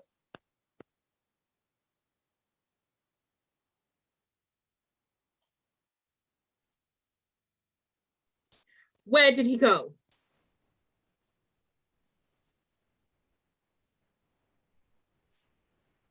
Where did he go? Who? Bob. There. Her nose points into a ceramic shop. They be in here. The kids and Binks's voices come out of the brick room. The witches rush. Interior ceramic shop, night. Inside and spring upon the kids. Now we have you. Oops, the voices come from a Walkman. The source of Mary's smellment is a sock from each one of the kids. But seriously, girls, if you hadn't realized by now, I'd just like to say things are about to heat up around here. Just as they realize they've been tricked, Binks and Max appear in the doorway outside. Looking for this? Binks leans against the kiln door. It slams shut just as the witches rush for it. They press their faces against the inside of the portal. You will die 8 million ways, cat. You will rule the day. Richard Snotlings, well will you rule the day? Binks swats the ignite button. Whoosh! An ocean of flame fills the kiln. Exterior Cromwell High School, athletic field, night. They pull up and stop, seeing smoke rising from the kiln chimney. Binks hangs his head. 300 years of weighty purpose lifts from his shoulders. His eyes well up. Binks, you okay? Yeah, I'm fine. I'm good. It's finally over. Binks sees the chimney smoke forming 3 sinister shapes. The Sanderson sisters are reforming. Binks, what's happening? We just cremated them. I should have guessed. I should have known. I should have known. No, what? What? They cannot die. What? They can't die because they're not alive. They're in transient form on All Hallows Eve. Not alive, not dead, spirit only. Winifred's curse said that they'd come back when a virgin lit the black flame candle. You did. Back they came. For this night only. They seek the book to conjure a potion of life. What happens if they don't get the book? By the morn, they perish. Forever. So said Winifred Sanderson. But we cannot destroy them. The witches have reformed fully now. They plummet. Then we gotta hide. There is no place where Sarah's nose will not follow. Then we gotta get her off the scent till dawn. Exterior Salem Street, downtown, night. Billy's still there. Walk. Billy strides into the street. Don't walk, flashes. Billy stops in the middle of the street. Exterior neighborhood street, night. Getting sleepy, Max. Stay awake for a little while, Danny. We're almost there. Where are you taking us? You don't want to know. Oh, no. Jay and Ernie are shade creaming a car. They step in front of Max. Ain't it past your bedtime? You're a real witty guy, Ernie. A butt sweep, read my head. My name's Ice. Give me candy. Max gives him Danny's bag. Danny's horrified. Max, are these morons that stole your shoes? Yeah. Ice, those cross trainers look a lot better with this jacket. Trade me and I'll throw in my Red Sox cap, my Wayfarers, and this one sock I got left. Max, what are you doing? Initially surprised, Allison smiles and nudges her. Throw in the babe and I'll think about it. Jack cracks up. I'll give you each a hug. Deal. Max switches with Ernie. Allison gives Jay a hug and rubs all over him. Yo, babe, do it. Ernie shoves him away. Allison hugs him real quick. Binks rubs Ernie's leg. Danny shakes hands with them. Nice to meet you both. The kids continue down the street. Where are we going now? My favorite restaurant. Exterior behind seafood restaurant. Angle on sign. Night. That reads, parking for Tappan Crab Seafood Palace only. All others will be towed. This means you, sailor. The kids, led by Binks, come into view and approach a large green dumpster in a corner right behind the restaurant. Fish tails, heads, and bones litter the ground around it. Binks laps his chops. Danny holds her nose. Delish. You. Two alley cats leap up out of the dumpster. They sit on its rim and lick their paws clean. They've just had a good meal. These are my friends, Halftail and Lovebite. Lovebite and I used to have this thing, but some French Tom wooed her. You know the old story. Last one in is a smelly dog. Do we have to? Think of it as a... Binks plunges in and the kids follow. Camera holds on the dumpster as the kids ad-lib grossed out reactions. The scrod is fabulous. Lovebite, still licking her paws, hears something and looks up. Her POV. The shadows of the witches and Billy can be seen approaching, and the murmur of their voices is heard. Lovebite meows a warning. The witches. Inside the dumpster, the kids can be heard scurrying around as the witches, following Mary's nose, come poking into view. She follows the scent of the children right up to the dumpster. Mary's POV, looking straight into the dumpster, which is filled with fish parts, napkins, lobster claws. The kids have completely buried themselves in the goop. On Mary, as she reaches into the dumpster and comes up with a fish head, which she nibbles on. Well? I've lost them. Idiot! But then she sees Lovebite and turns instantly charming. Hello, Puss. Lovebite just blinks at her. Tell me, my pretty, would you like? Winifred puts her hand in her magic sack and pulls out a living mouse. A nice mouse?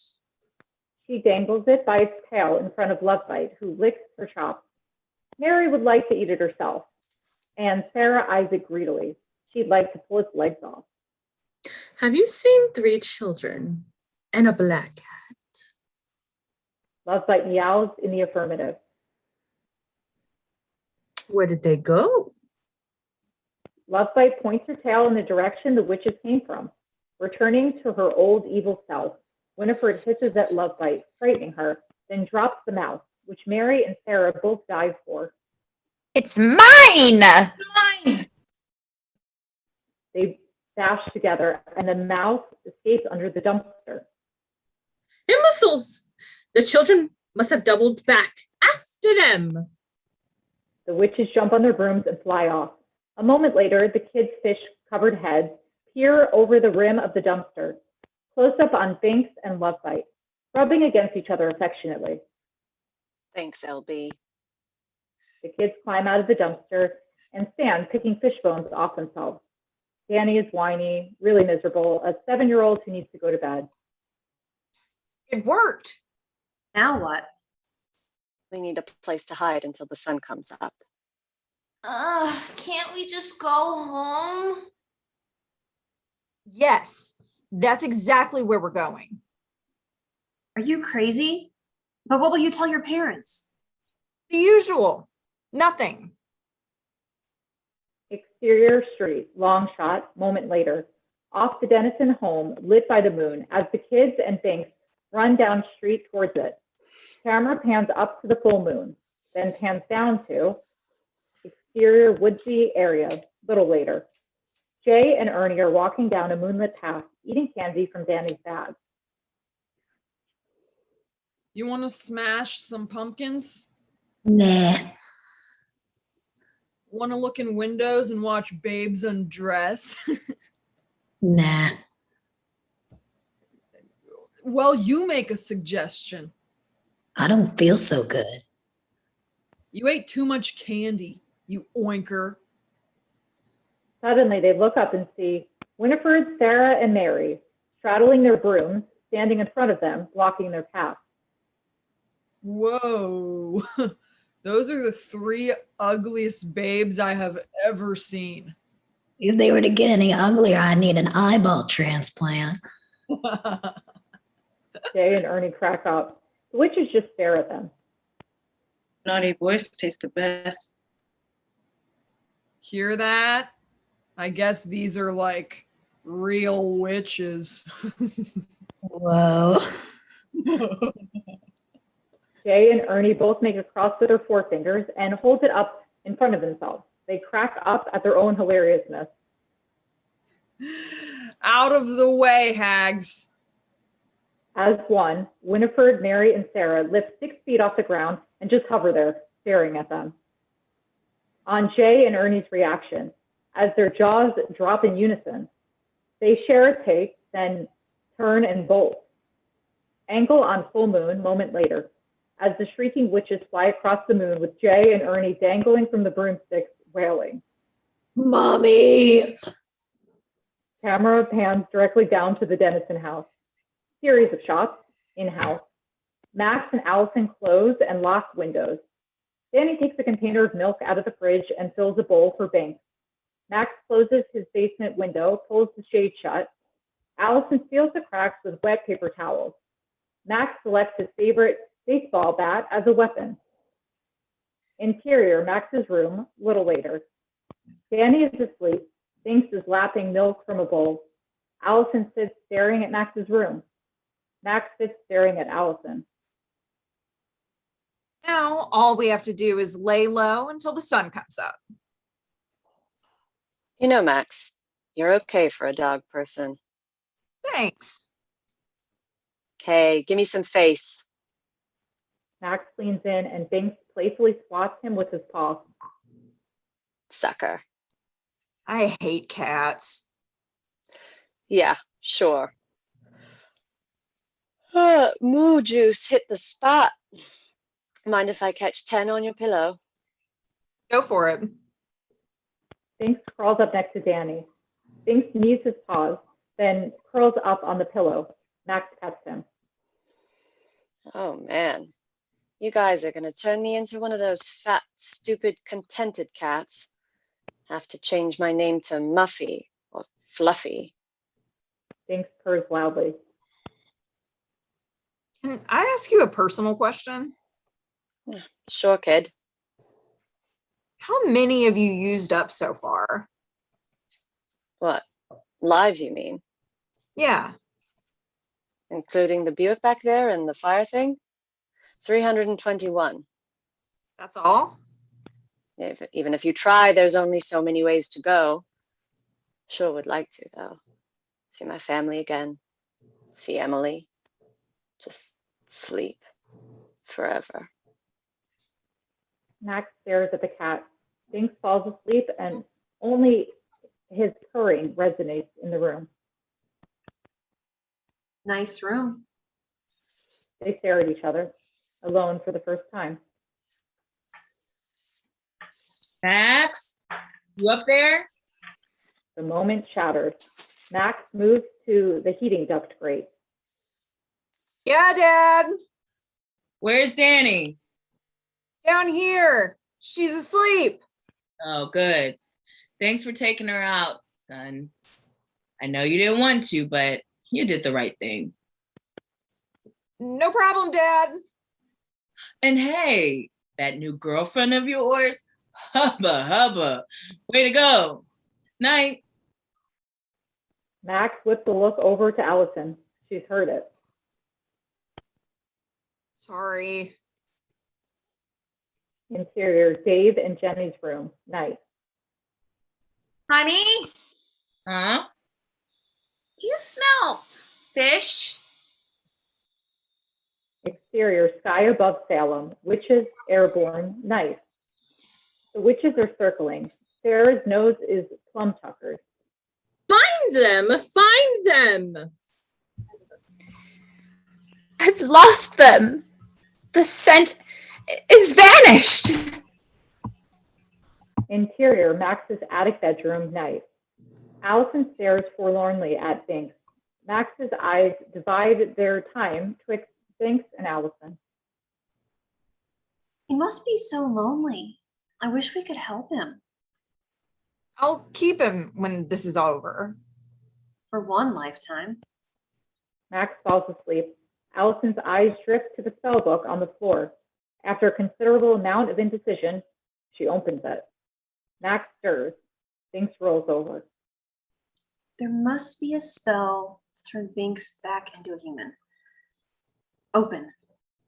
The spell book opens. Pages rifle. The words are in flux. That's why they need the book. The spells change. The words come together. Allison's hair streams upward, as if some invisible hairdresser were upturned beneath her. She is clueless to this. An orange flamed force rises from the book, collects around the ceiling, searching for a way out. A spell for spreading the Black Death, a spell for controlling of minds, a spell for pestilence, demonic possession, raising an army of the dead to do thine bidding. The flame force streams into a heater duct. A spell of protection. When malice is feared, a circle of salt protects all who stand inside it from all flesh, living and dead. Exterior, sky above them. Witches airborne. Night.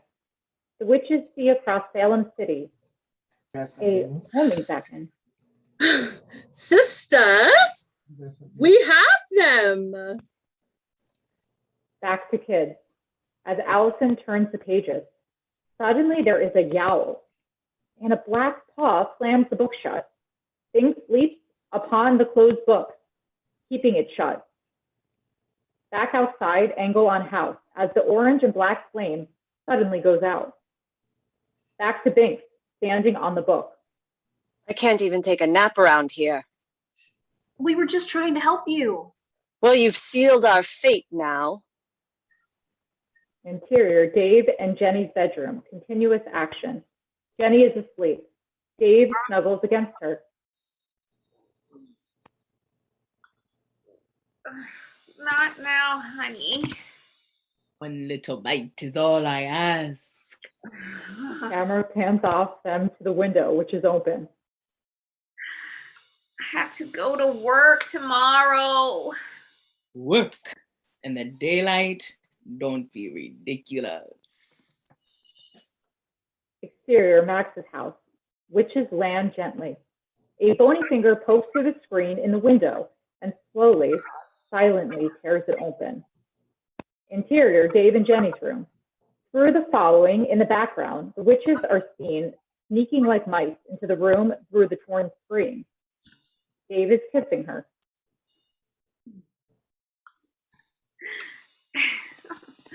Please, let me go back to sleep. Like a virgin, bitten for the very first time. Dave. With a blood type close to mine, think of the child we could make. Little Madonna Killer. Interior, Max's attic room, night. Binks looks out the window. The Sanderson sisters. Great. Now what do we do? We make a stand here. till dawn. Then we need salt. Right. Right. Exterior, Max's bedroom. Close up on the door to the attic as it opens, and Max, armed with his baseball bat, and Allison step out. Suddenly, she clutches his arm. What's the matter?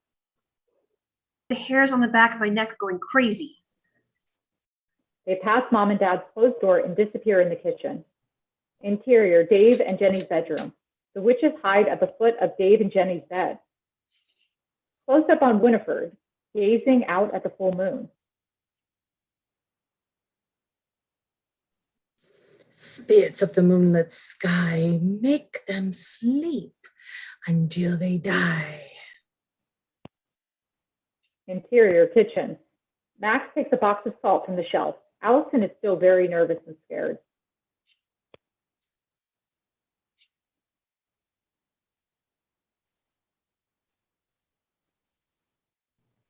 It says right here, form a circle to protect from zombies, witches, and telemarketing surveys. Sorry, I'm cracking dumb jokes again. Hey, keep them coming. You okay? I don't know. Max takes Allison in his arms and holds her. Allison is reassured. This is not the little boy she was with earlier in the evening. Come on. He takes her by the hand and leads her up the stairs to the attic. Interior, Max's room, moment later. Max and Allison enter. Oh my God, Max, the spell book's gone. He goes to the bed to wake Danny. Danny? Danny, wake up! He pulls the covers back and Winifred's there.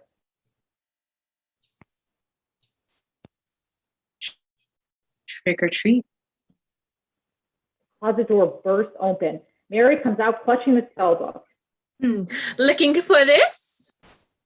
Sarah comes out behind her with the bewitched Danny by the arm and holding a squirming sack. Binks is in it. Danny! Max charges Winifred with the bat. She opens the spell book. Unseen force erupts from it. It knocks Max out cold. Allison straddles his unconscious form, spins round in a protective circle of salt. Salt splashes Mary's outstretched hand. It sizzles and burns. Been reading, I see. How clever. But it will not save your little friends. She whistles. The brooms pour in. The witches whisk off, cackling. Exterior, Sanderson house, roof, night. The witches land too fast. Interior, Sanderson house. Get them prepared. We're having guests for dinner. We are? The children are coming, you idiot. Winifred opens the spell book, lights the black flame candle, and holds out her little sack. Evil to things that peck and fly, the hour has come to fill the sky. She opens her sack. Hundreds, thousands of little candy voodoo crows fly out. They are coming alive. The crows are whisked along in the rivers of conjured smoke from the black flame candle. Exterior, various homes and rooms, Salem, night. The smoke streams carry the crows into homes, including Alan and Ben. The crows flutter above the children's beds. The children stir in their sleep, but do not wake. Little ones asleep so sweet, I have more for thee to eat. The children lick their lips in their sleep. The crows dissolve into their dreams. Without waking, the children leave their room. Interior, Max's basement room, night. Where's Danny? They took her. I gotta get my dad. Interior, Max's room. Max's house, Dave and Jenny's room, night. Dave and Jenny are there, ghostly white, like corpses. Dad! Mom! Wake up! This isn't sleep, Max. They're cursed. Look. The window with the screen ripped out. The kids walk to the window. In the street, walking like little pajama zombies, are the sleeping children of Salem. They're summoning the kids. They've got to be going to the Sanderson house. We got to stop them. Exterior, Max's house, neighborhood street, night. Max and Allison grab kids and shake them. Wake up! It's a trap. Stop. Wake up! The kids reel and spin and continue on. What are we going to do? Don't ask me. I can't make the sun rise. Yes, you can. Come on. Can you drive? Absolutely. Exterior, Max's house. A few minutes later, Max and Allison get in the family station wagon. Inside car, continuous action. Max sits behind the wheel. Allison is in the passenger seat. Max turns the ignition key, but nothing happens. It won't start. Put it in neutral. Right. He does, and this time it starts up perfectly. Lights. Max looks around for them. She reaches over, turns them on. We're a good team. Yeah. Buckle up. They buckle their seatbelts. Max puts the car in reverse. It bucks. Parking brake. Right. He releases it. Interior, Sanderson house, night. Binks is still in a sack, hung off a utensil hook. The witches conjure. The cauldron is once again a boil. Sarah stirs. Winifred consults the spellbook and adds ingredients. Mary takes testing pokes at Jay and Ernie, who are suspended in a cage.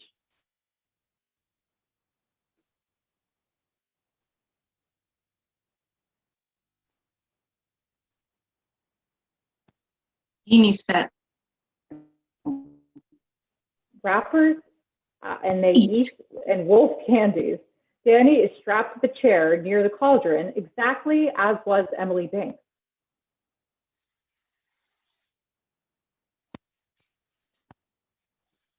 Soup's on, prepare.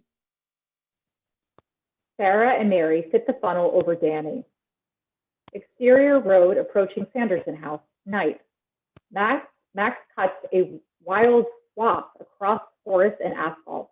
Bewitched children march up the road. Interior, Dave's car, driving, night. Max's eyes are frisbees. Max, watch out! Exterior road, night. Billy sees the impending doom. No! Interior, Dave's car, traveling, night. Boom. Billy the bug on the windshield. Max hits the wipers.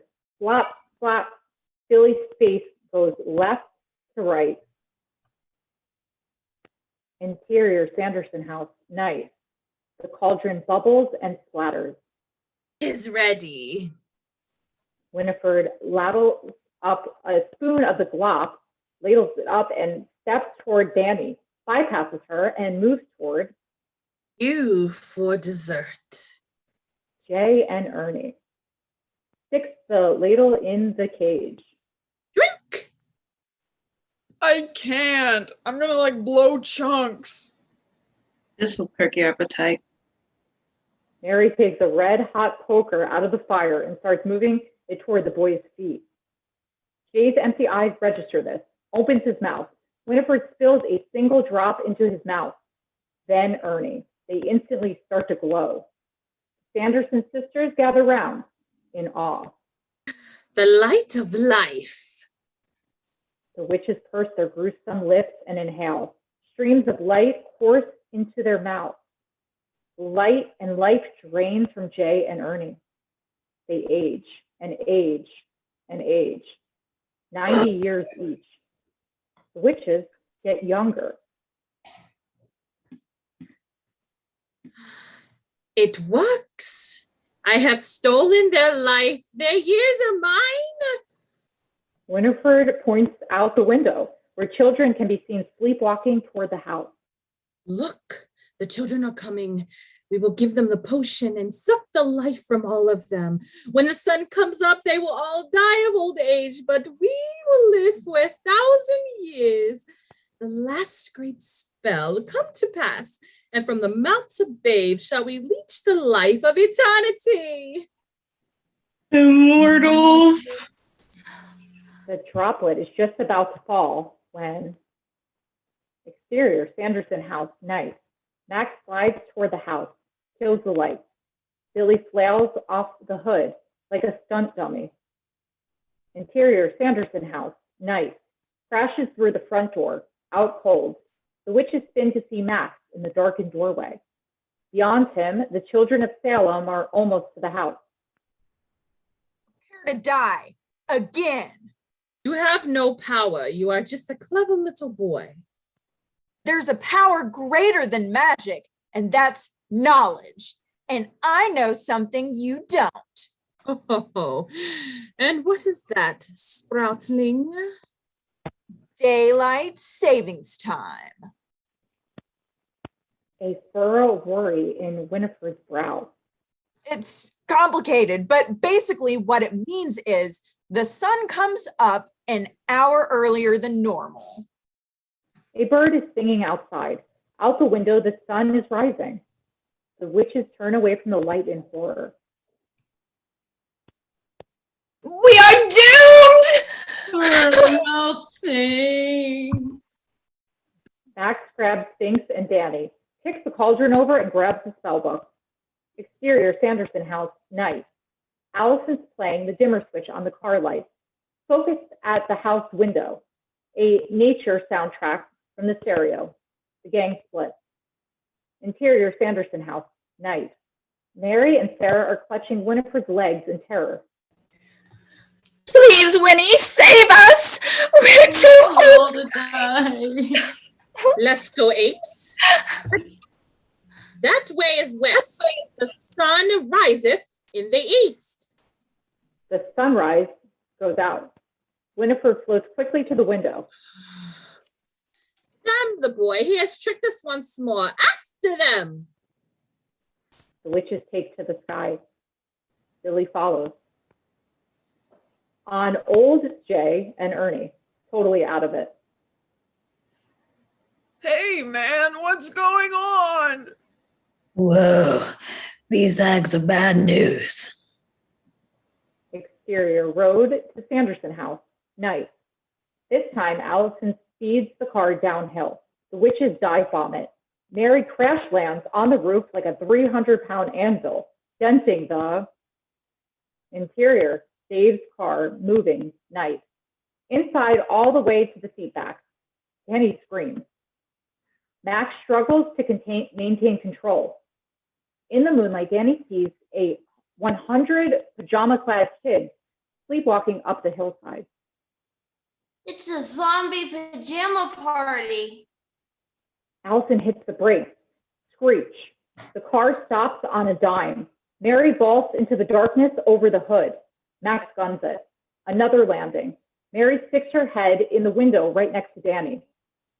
Danny hits the electric window and wedges Sarah's nose tightly. Mary can't pull it free. Binks jumps into Danny's lap. Nice kitty. You wish. Swat. Binks claws the tremendous nose. Mary bellows. Her nose slips free. She flails into the woods. Mary's suddenly in the headlights. Hang on. Allison guns it. Boom. The car drives over some enormous speed bump. Just as they're all feeling alongside the car, like the famous Wizard of Oz shot, she launches a flame ball at the tires. They go flat. The car swerves. Winifred shoots ahead. Exterior, road, night. Allison brodies the wagon to a stop. The gang jumps out. Max flies open the hatchback. Where are we? Near the cemetery. I know a shortcut. This way. Binks, take him there. I'll keep her busy. Max, no! Binks, get him out of here. You heard the man. Max lifts his mountain bike out of the trunk. Helmet, jacket, gloves, goggles. Straps the spell book to the rack. I'll meet you there. Go! Binks leads them off. Allison dashes back for a second. She grabs Max and kisses him good. What? What? Be careful. Hey, witch! I got your book! At the end of the road, Winifred cuts a neat Top Gun U-turn, ripping back toward the kids, riding Mary's Electrolux. Exterior forest, chase, sky cycles in Jedi, night. Max tears along the narrow trails. Winifred tracks him. Max pumps faster. Winifred comes neck and neck, swings at him with a vacuum hose. Connects. Max wobbles, rides on, ducking tree lights and jumping logs. Then, suddenly, Max peels off, shoots down a ravine. Winifred follows. Max bunny hops a stream, along the stepping rocks, working his bike like a horse. Winifred jets over it, Sonic booming the water. Max hits the other side and climbs toward the forest crest. Winifred negotiates the trees at 150 miles per hour. She closes the gap. Max rides the ridge. Winifred is 100 yards back and closing like a bullet. He sees her. He brings his bike to a stop. Guess where? Top of Suicide Gorge. Max's pulse soars. He sweats the decision. His fingers grip the bars. His thighs grip the seat padding. His hand cinches up the pedal strap. Winifred's 50 yards back. She'll be here in seconds. Max flips his mountain bike light on. It illuminates the killer drop, sheer and treacherous. Max swallows. Come on, come on. Okay. Off he goes, the man from Snowy River. Winifred arrives, pulls 6.5 Gs in a 90-degree mid-air turn and rockets down the ravine after Max. Max slides through 60-degree slopes of loose dirt, jumps over rock faces, blasts narrow pass-throughs, and hits the hard-packed forest ground. He tears like a madman through the hill. Winifred tracks him. Max splits left, down trees. Winifred goes right.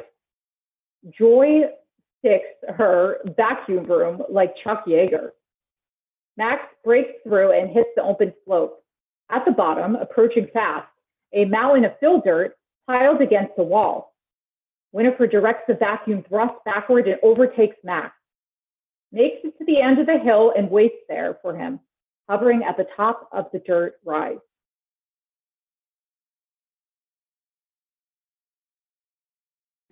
Book, be mine. Max hits the dirt hill, races up it, and jumps over Winifred. He sails through the air, knocking through the pines. Interior, Salem County Cemetery, night. Max comes out of the sky, crash lands in a clearing, skids up to Binks, Danny, and Allison, who are standing safe in a circle of salt next to Emily Binks's grave. Hi, honey, I'm home. The witches buzz the kids in formation. Allison swipes at them with Max's baseball bat. This is hallowed ground. Billy the Butcher appears, running full bore and wobbly at them. The second his foot hits the Salton circle, he howls in pain and ignites like a pile of kindling. Hopping round, he dissolves from the feet up until finally he is just ahead. And then he has a memory. Huh, it really works. The witches hover overhead. Max unstraps the book and belts it to his back like a fanny pack. Boy, give me the book and I will give you everything you desire. Power, wealth, women. He's already got all that. Really? Silence, tarts, prepare to die.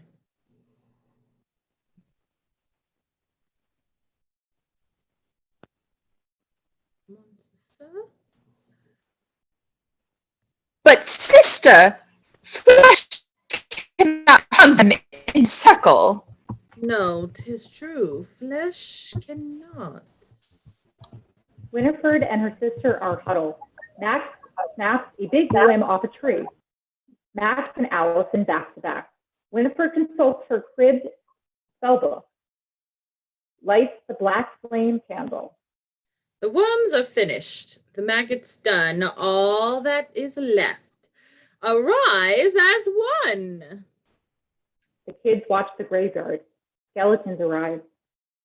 Oh man, where's a dog when you need one? Bones, fetch my book. The clattering skeletons surround the kids. They blitz. Max swings, connects. A skeleton blasts into 216 pieces. Another reaches for Allison. She swings, connects. The skull goes flying. Easy, but they keep coming, reaching, clutching. Sphinx pounces the skull. The skeleton reels, falls against a tombstone, blows into several sections. One arm clutch crawls toward Danny. She screams. Sphinx pounces it, tosses it. The other grabs him by the tail, swings him round. Max steps on it and 9 irons the fibula. It shatters. Sphinx goes flying. He scrambles back to the fray. Max and Allison blast skeleton after skeleton into shattering rains of bone fragments. How do they keep coming back?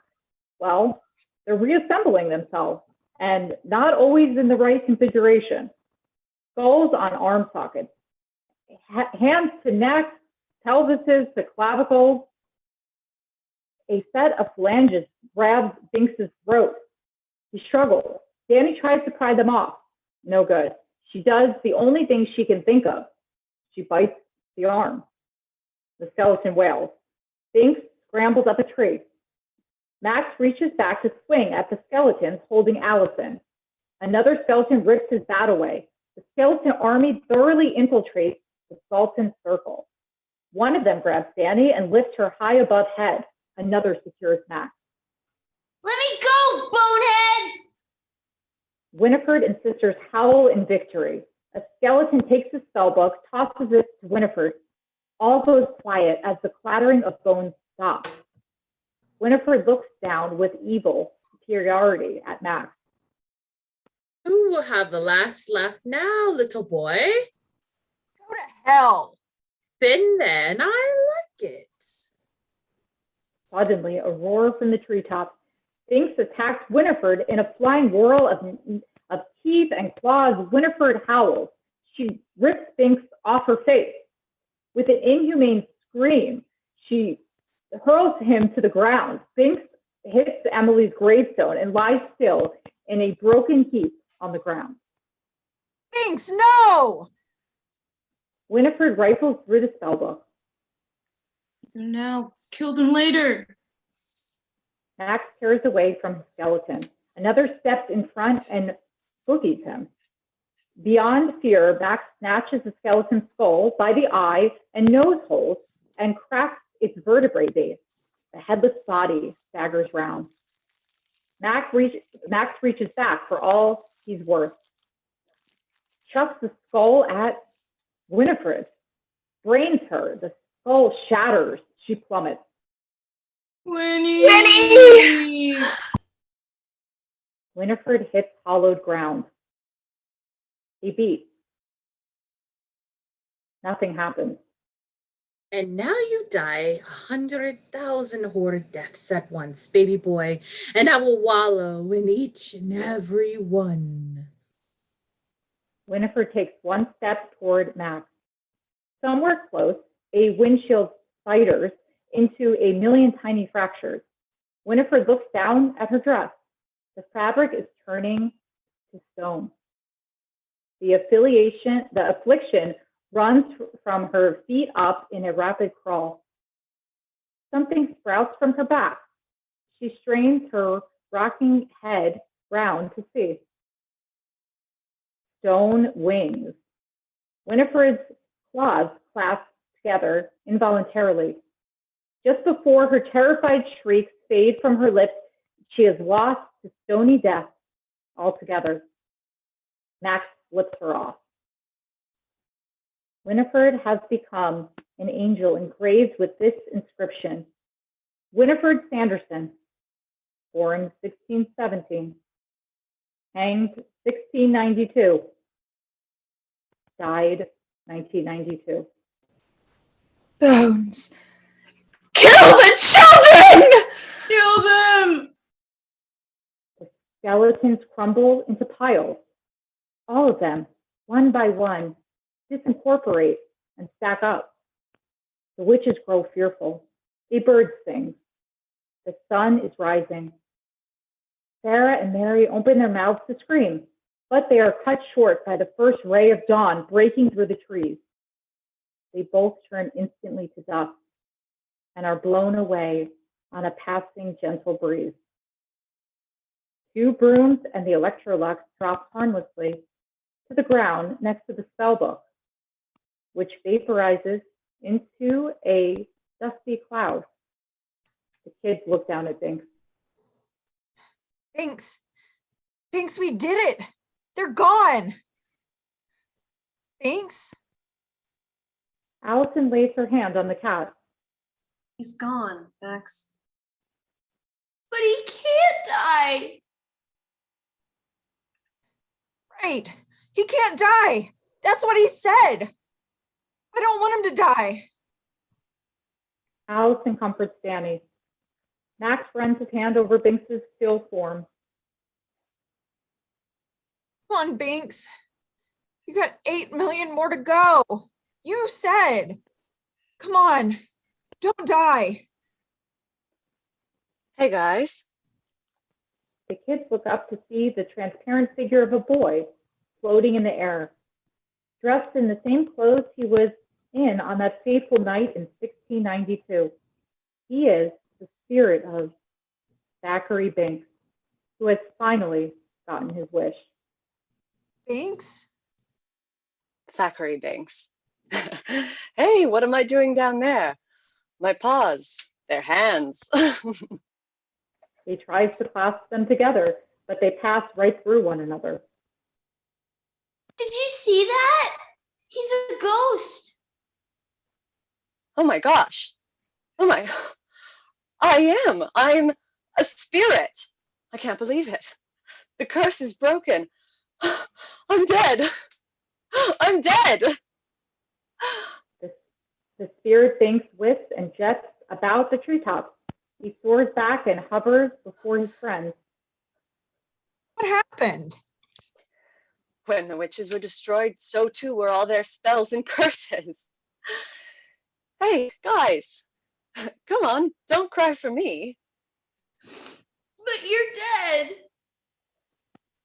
Well, I've never felt more alive. I'm free. I'm finally free. I can't wait to see my families. You know, I'll tell them all about you. I promise. We're gonna miss you, Binks. Zachary holds still a moment. This is the only hard part about the whole thing.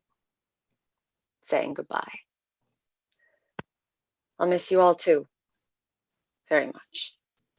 I hope you don't think this is too weird to say, but don't feel sad, because someday we'll all see each other again. You can count on it. Zachary floats down to Max. Zachary's smaller. I can't believe I got all that advice from a guy younger than me. Here's one last thing.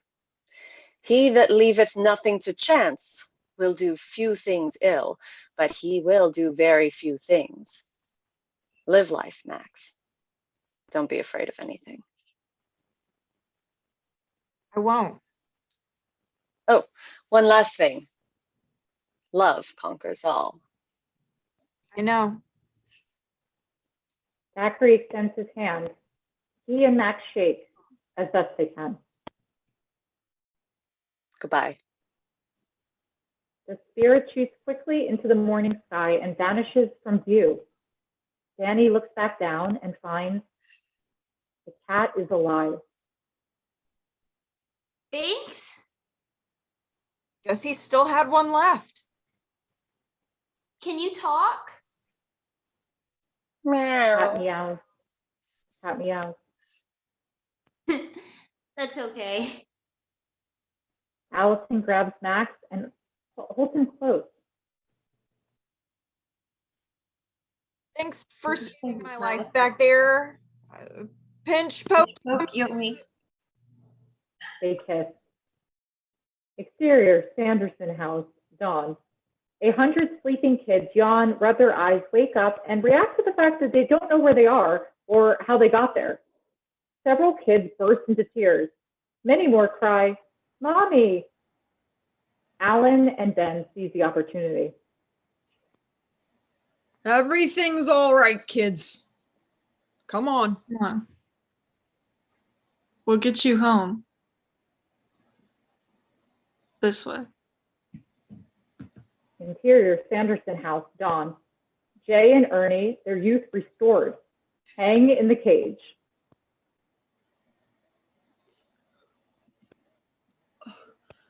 Last thing I remember is like this really big spoon or something, and a really ugly babe, and a vacuum cleaner. What's it all about, man? Ernie suddenly burst into tears. I don't know, man. I want to go home. I promise. Take candy from kids and shave names in my head no more. Exterior neighborhood street, Salem, dawn. Alan and Ben shepherd the children of Salem down from the hill and back into their home. They stride slow and dignified, like prophets. Parents rush from homes and hug kids. We have delivered them unto you from the mountain. That's Ben Corwin and Alan Schatznick. Remember the names? Ben Corwin and Alan Schatznick. Interior Max's house, living room, day. The front page of the Salem Daily Prodigal. A photo of a stone angel.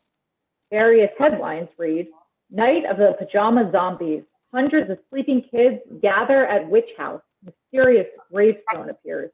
Traumatized local boys found in cage. Hoax or hysteria? Parents baffled. Cult thing. There is no cult in this town. Max, Allison Binks, and Danny lounge watching TV news reports. Every station.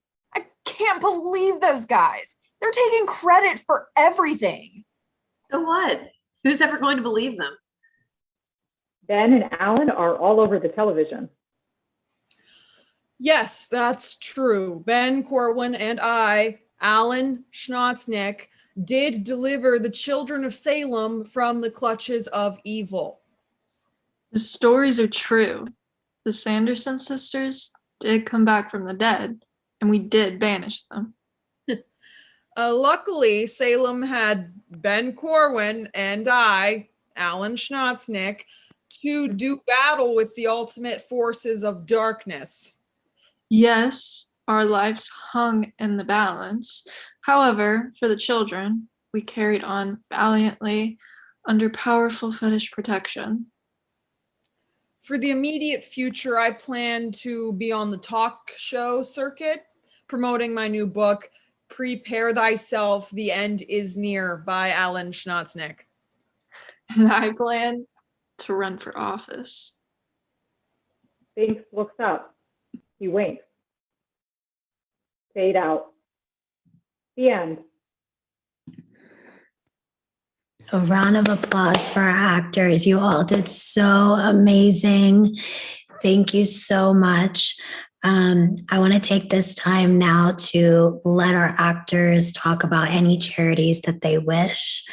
I'll go ahead and hand it to Leslie first because I know you had one, and then we'll go on to the next one. Great, thank you, Morgan. I just wanted to highlight, it's called the Out of the Darkness community. They do overnight walks that benefit the American Foundation for Suicide Prevention. This is something I'm passionate about, being a survivor of suicide loss. And they're a fantastic organization. Basically, their mission statement is in front of me. I just want to read it off a little bit here.